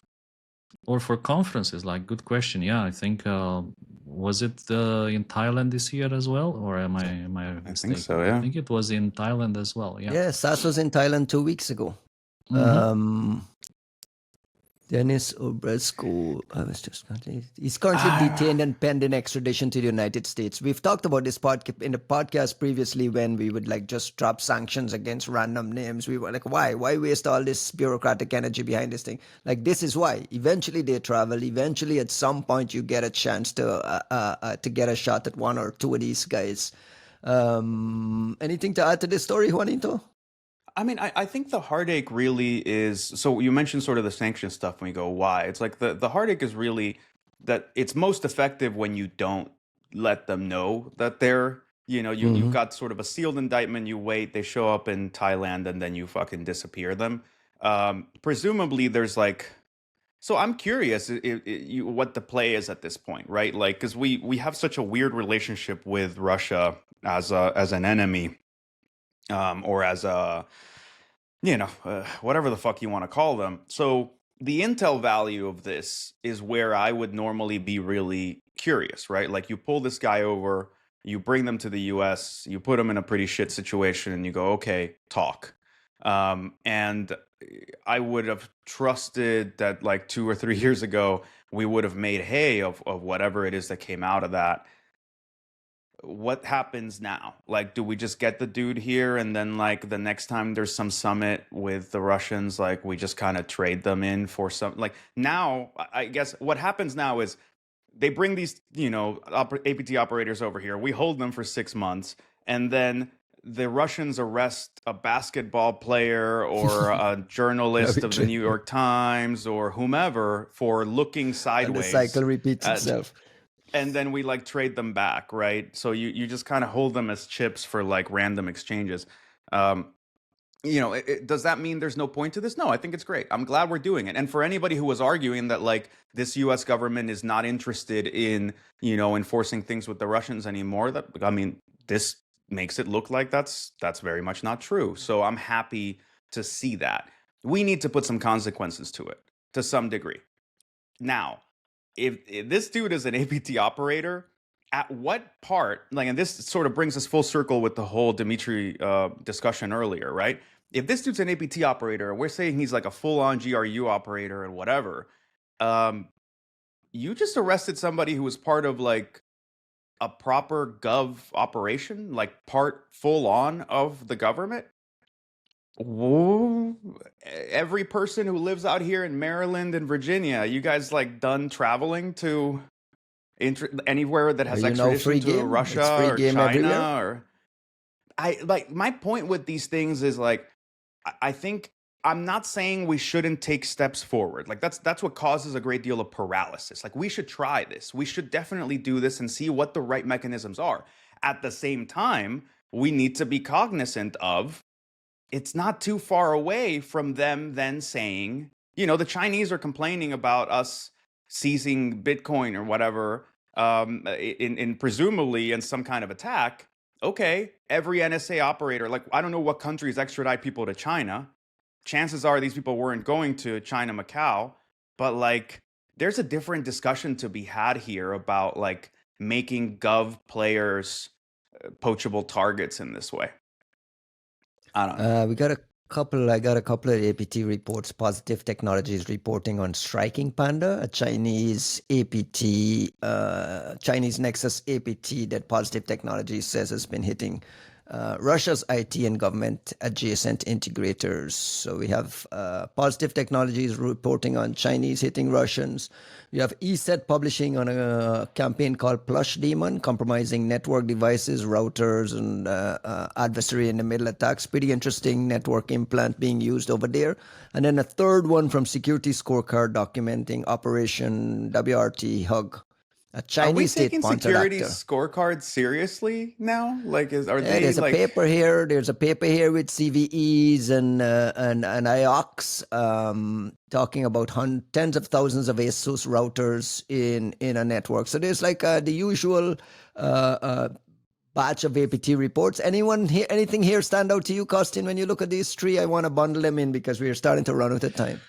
Oh, hard to bundle them in, but I think each one of these papers, blogs you mentioned, has merit and there's value in there. Positive Technologies, I like the fact, maybe a bit unusual, but in the IOX section, they allow you to download that as an XLS file. Ooh. It's not very often that you see that, but what does that help you with? That's nice. Why does it help you? Because I hate scraping hashes from HTML pages, sometimes in image formats, like the wrapping in the table. Sometimes the MD5s, the SHA-1s get wrapped in pieces. And I was like, whoa, this is unusual. These XLS files are unusual. Maybe I don't remember seeing them before. People typically have CSV files. You get nervous downloading documents, no? No exploit in there? No? Now you ask. Too late. I don't know. Do as you choose. Like, I mean, you choose what to trust, and make sure you have lockdown mode enabled on your Windows machine. Oh wait, you don't have lockdown mode. So it's okay. Yeah, Defender will defend you whether you like it or not. I thought it was like a good thorough overview of all these different malware families that APT31 or somebody else leveraging them has been using to hit Russia over the past years. For Plush Demon, I also thought it's quite a good, interesting reports because of this network malware that they're using. There's actually different malware families that they use on different platforms. I wrote the other rules. I played a bit with the samples that are available on VirusTotal actually from the ESET report. So do go read about Plush Demon. By the way, anything the threat ESET actor puts out is great. Yeah, and this threat actor, by the way, ESET has another report about the Plush Demon, which they published in January or February of this year. And I put together like an actor card, like an actor card for Plush Demon, because there's no other known names. I don't think that there's any other aptXX or Panda or whatever for Plush Demon. So this is perhaps just like something different. It's not associated with any other known threat actors. So please correct me if I'm mistaken, our dear listeners. As for a security scorecard, I like the fact that it's yet another of these orb papers. So like super hot topic at the moment. Everyone is interested in orbs. I can tell you from the point of view of our Remind customers. the audience on what an orb is. Operational relay boxes, which is kind of an US Five Eyes intelligence term for these networks they've been building since 2010 by hacking into people's home routers and whatever, just using them to build their own Tor-like networks. And obviously now this technique is being used by China, by Russia, pretty much everybody wants to use it. And it's a very hot topic. Like everybody wants to know how to identify orbs, how to track them.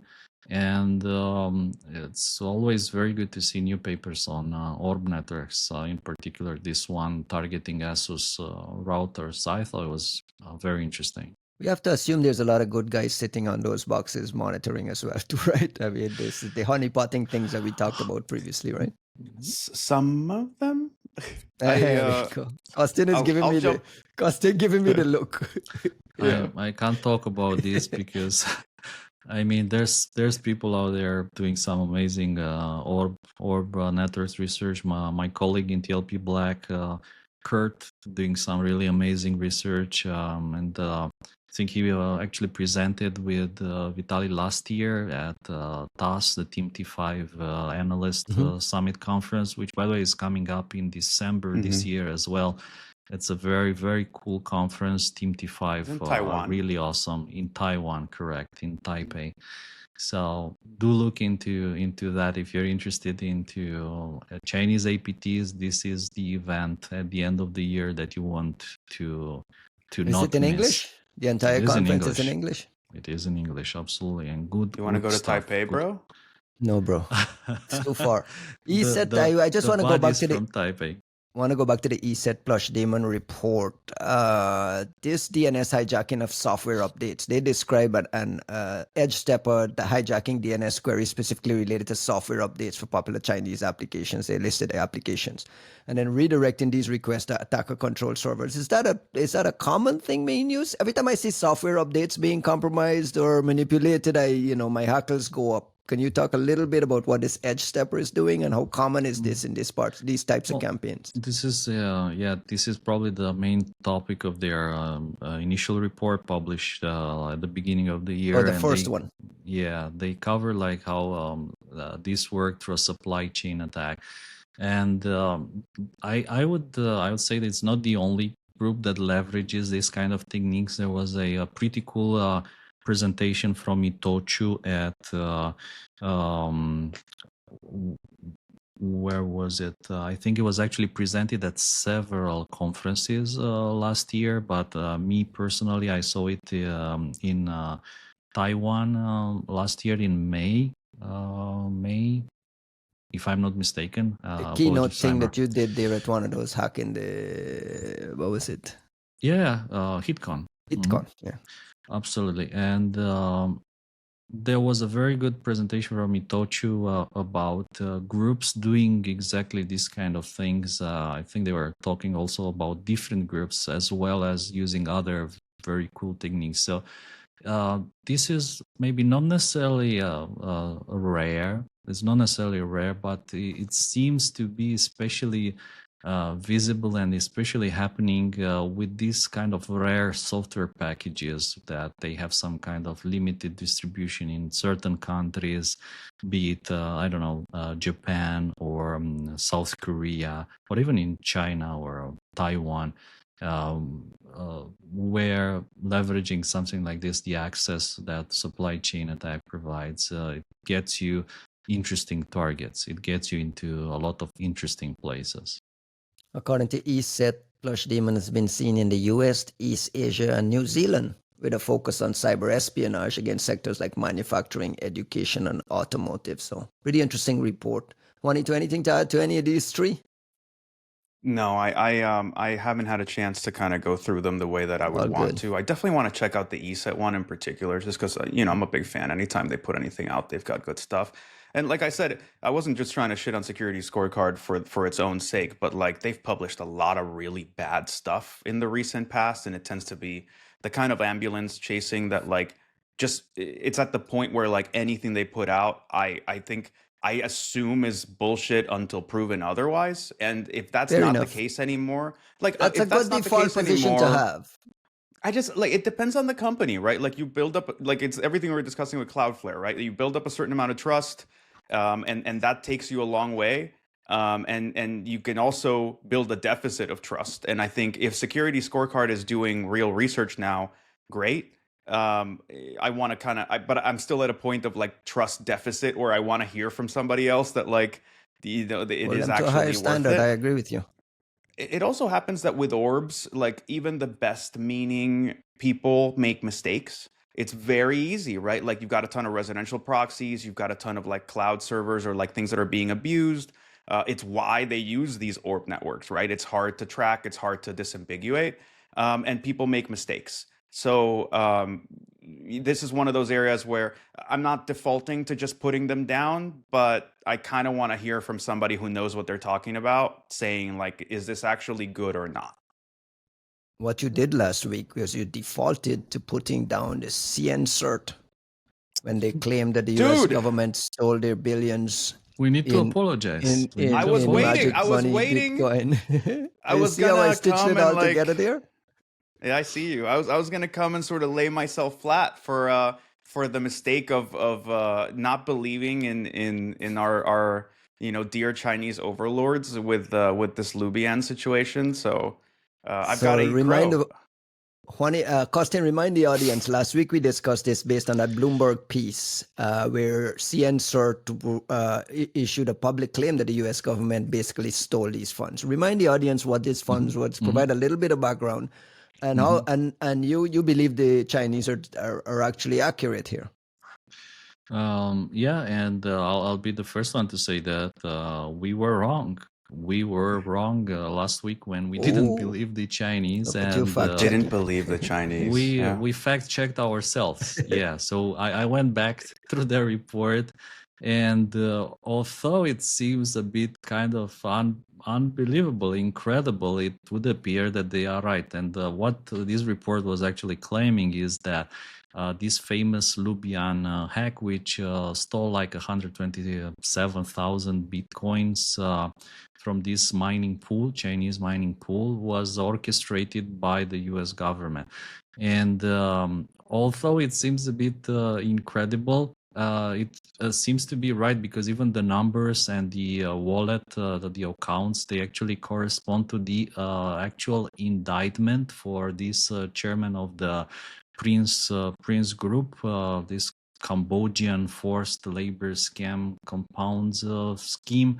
And they actually alleged that they were using this mining pool to launder some of the funds. So the US government just proceeded to seize these funds per indictment, while the Chinese CERT, they're claiming that the US government stole the funds. So it's maybe just different perspectives. The US government says we seized the funds, and the Chinese say you stole the funds. And there is a wallet marked US government with the funds sitting there, right? But well, Arkham yeah. is marking it, right? Right. Correct. Arkham is marking the funds, but like I said, the amounts correspond. This is what the indictment says. The amounts are the same. The wallets are the same. So it does look like they were seized. There is, by the way, there is a discrepancy of 1 Bitcoin, and I don't know, like if it's an error somewhere. The tip. Like what happened? Yeah, is that like the tip for the operation, or whoever took the funds like lost a Bitcoin? There is just 1 Bitcoin discrepancy between what Lubian claims it was stolen and what the indictment says it was seized. So I was wondering what's going on with that one Bitcoin, which unfortunately, like nowadays, the Bitcoin is kind of collapsing, going down, and the value is no longer what it used to. The Bitcoin is like going down, so it's less and less, but nevertheless, one Bitcoin. How did they manage to grab the funds? This is probably the most fascinating topic, in my opinion. The Chinese are alleging that the Bitcoin wallets that Lubian was using, they were built on top of a weak random number generator, and they were using this weak Mercenet twister random number generator, which had only 32 bits of entropy. And actually, there were a bunch of other attacks that exploited this kind of weak random number generators. So to me, the main question would be, how did the attackers know that Lubian was using this particular weak algorithm for their wallets? That's where the one Bitcoin went. Yeah, so did they actually, I don't know, somehow target Lubian? Well, with a typical intrusion, they got the source code, and then they saw, aha, so they're using this weak algorithm, and we can actually take the funds by finding the exact random numbers that were used to generate the wallet. So this is like a fascinating topic, because in theory, anyone who knew that they were using this algorithm and exactly how they were using the implementation could have would swiped be these able billions of to dollars. but that's a key element here, that you need to know that they are using this, and you need to know the exact implementation, because you can like implement this Mercenet twister algorithm in many different ways to generate 128 to 156 bits of entropy. So yeah, it depends how you implement it, and you need to know exactly in order to be able to steal the funds. Juanito, who in the US government would have this ability? Well, not knowing how this was done, like you've got your obvious ones, but what makes this sort of odd, right, is you're talking about, if it's a seizure, you're talking about a law enforcement action. And what makes, okay, so let's parse some of this out, right? I was completely dismissive of the Chinese and said this was a really stupid thing for them to say. And I was obviously wrong. I'm not walking back the fact that I was obviously wrong. That's what the I will clip say right is, there. yeah, that's it. That's it. Just I was wrong. It's like just keep replaying that over and over again. Juan admits No. he was wrong. Oh, please! I have no problem admitting. Like I will do this all day. But give me the thumbnail. yeah, right. No, I was obviously wrong. There was room. What I will say is there was a lot of room for me to be wrong when you don't substantiate your claims, and that's always a discussion we've had with a lot of government reports about attribution, about cyber attacks, about whatever, and like even like circling back to Dimitri's point about like, oh, well, when you have attribution, just use it. I agree to some degree. However, a lot of those attribution statements, especially the government ones, a lot of the time they'll fall entirely on authority-based arguments. Well, why do we know it's the Russians? Well, because the British government said it's the Russians. And you go, well, we trust the British government, so we'll say it's the Russians. But we don't know why they said that. And the problem is that sometimes you have entirely political statements, sometimes you have vibes-based statements, and then sometimes you have properly substantiated intel statements. And we can't tell the difference between those. And there are situations where there's been a certain amount of doubt and a certain amount of confusion with something like Wellmess, for example, back in the day. And then the truth is that anywhere where you don't show your work, when you don't show the basis for your statements, we get into this sort of shitty situation of, do you trust the person that said it? Do you trust that they're being rigorous enough about it? And we can't verify their claims. If the Chinese had really wanted to stick it to the US, if they had wanted to like kind of punch the US in the mouth, they would have walked out with a full fucking incident response report that says, look at how they did it, and like this is why we say it's them, And US, what do you have to say for yourself? You've just committed a bank heist like the North Koreans would do, right? And they could have hung that shit around the US all day long. They didn't do it, so then you get a dumb oaf like myself being like, "Oh, you idiots! You just kind of made this shit up."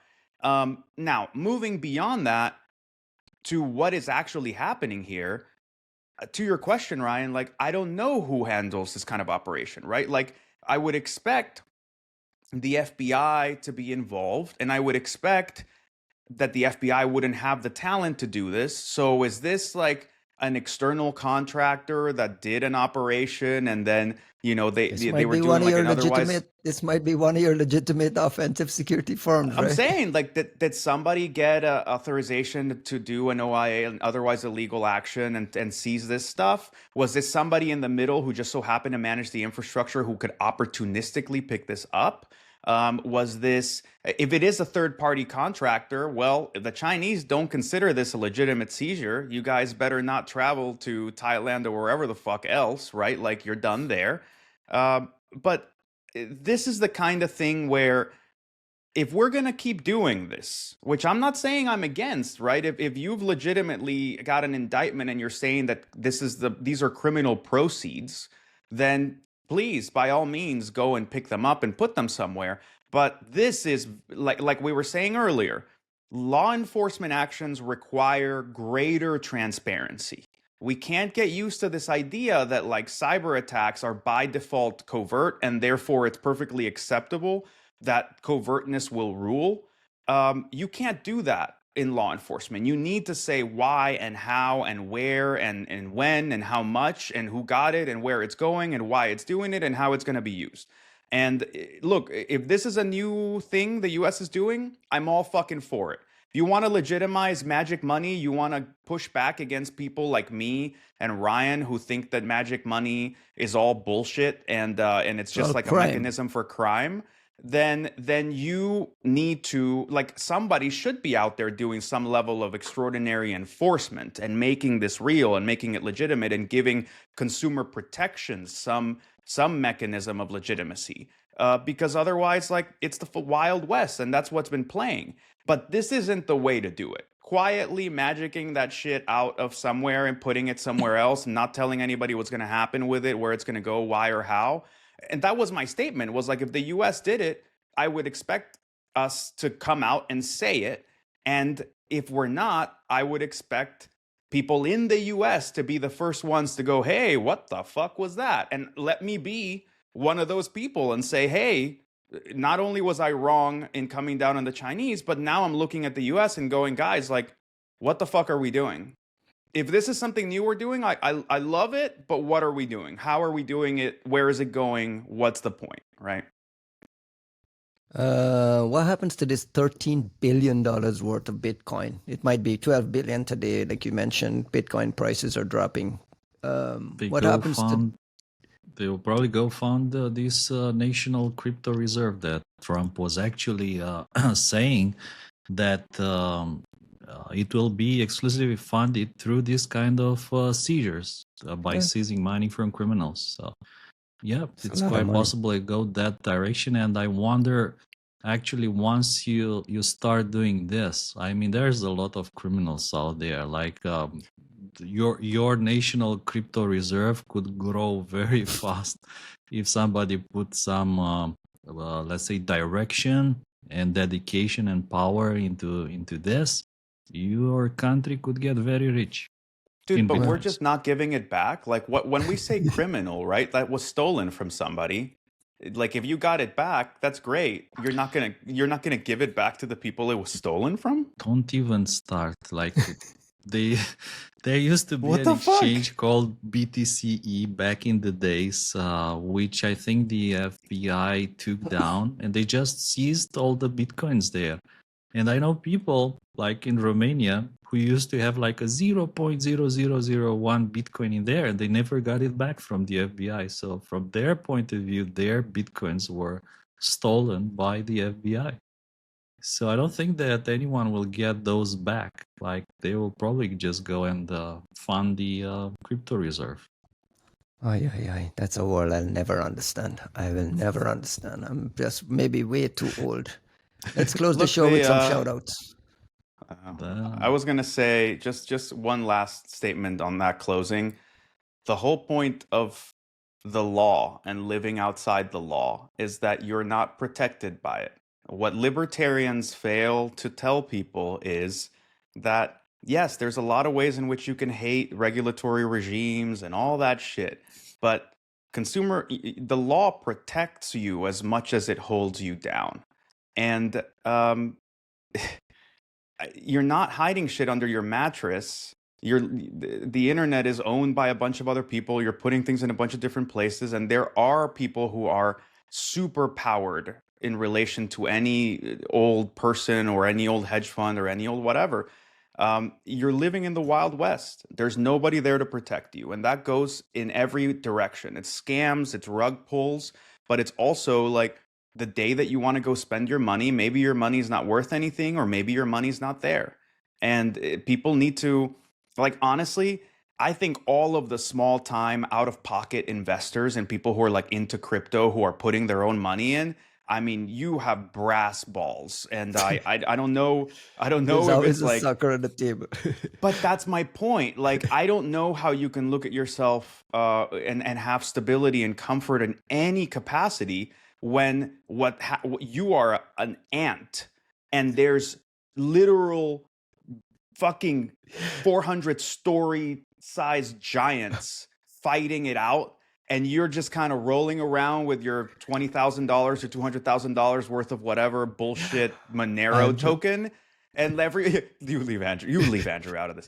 Andrew McPherson is pulling out his he's just like fucking mohawk pissed. now. It's like, these motherfuckers don't know what the fuck you're talking about. He's gonna scalp himself. No, but dude, my point is, you know how I feel about what's happening in this crypto space. It is like the flash market, the flash crash, and like dark markets of like, you know, the early high frequency trading that was happening in the stock market. When you let a bunch of institutional investors fuck around in a dark space where nobody can see them, crazy, insane, selfish, short-sighted shit happens. And if it was 200,000 or 200 million, I wouldn't care. But there's like more than $1 trillion that's being swished around in this place where nobody can see.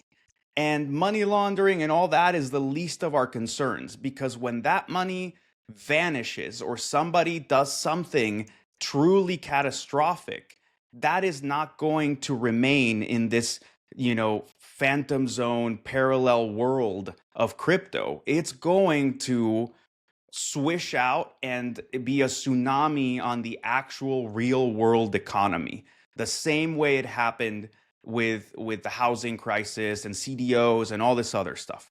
Whenever you let institutional investors fuck around at scale with nobody watching, eventually somebody loses big time, and that loss is going to reverberate through the rest of the global economy. And that is usually the sucker at the table.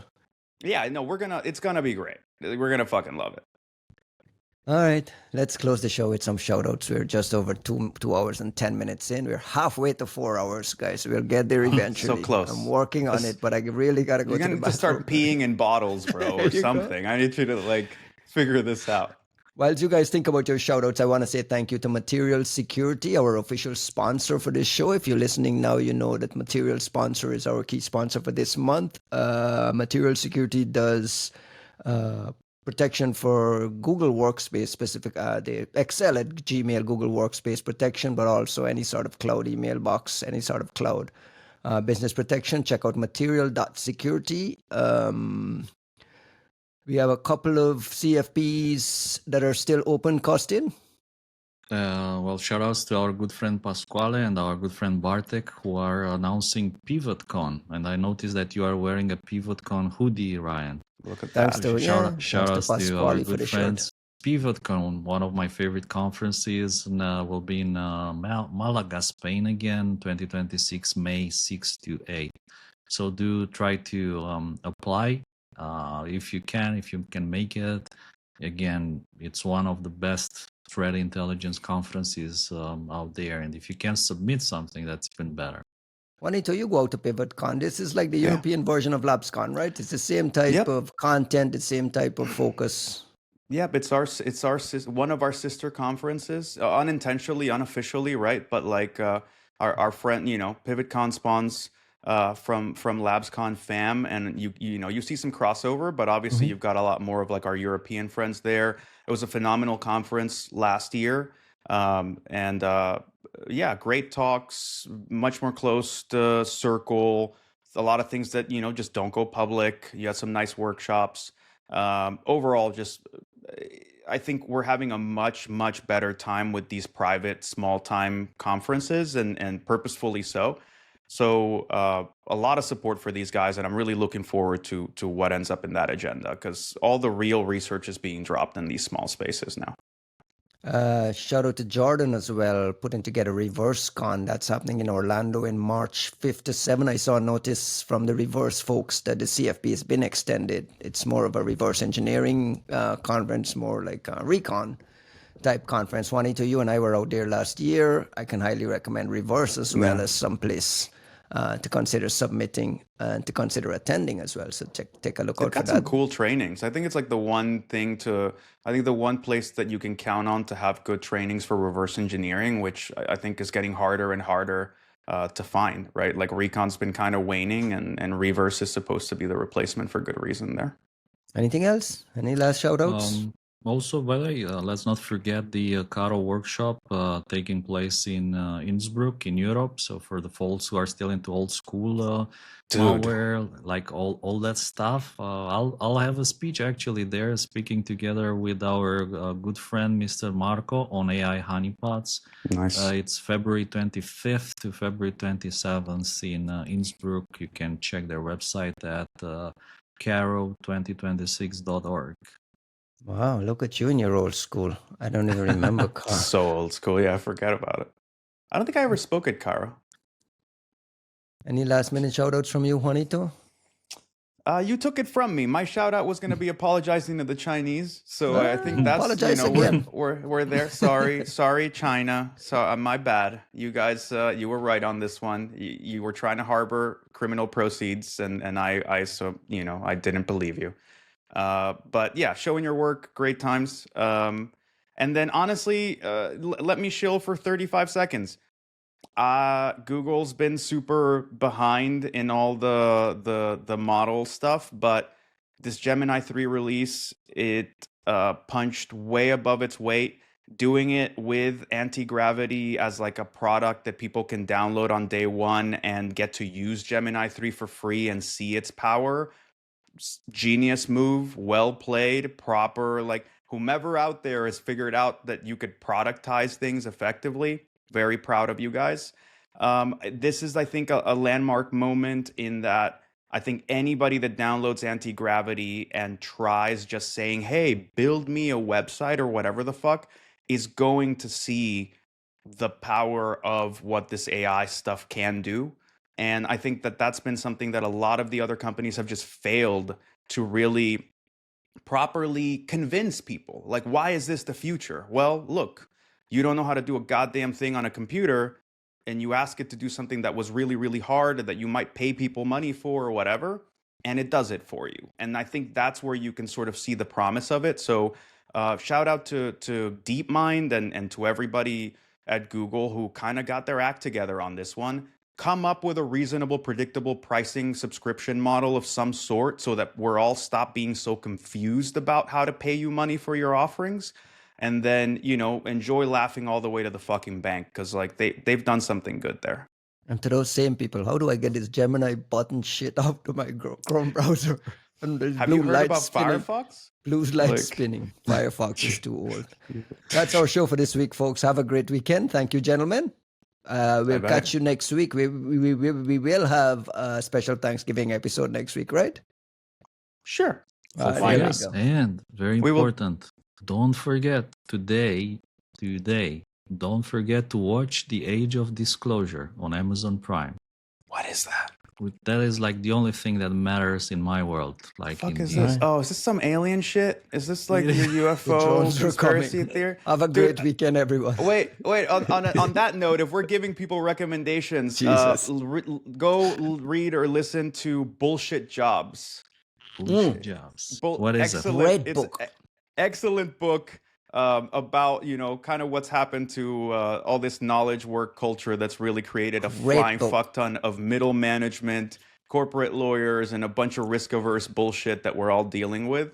Great book. If there's something that the AI age is going to destroy, it's hopefully that like Soviet style bureaucracy we have created for ourselves. So yeah, go read or listen to Bullshit Jobs, and we can have a Bullshit discussion job is a next job week. that if it disappears tomorrow, nobody would know. 1. And 2, it would leave the world in a better place. So, It's a job the person performing the job cannot justify the need for. peace out, everyone. Good night. Baka. Bye.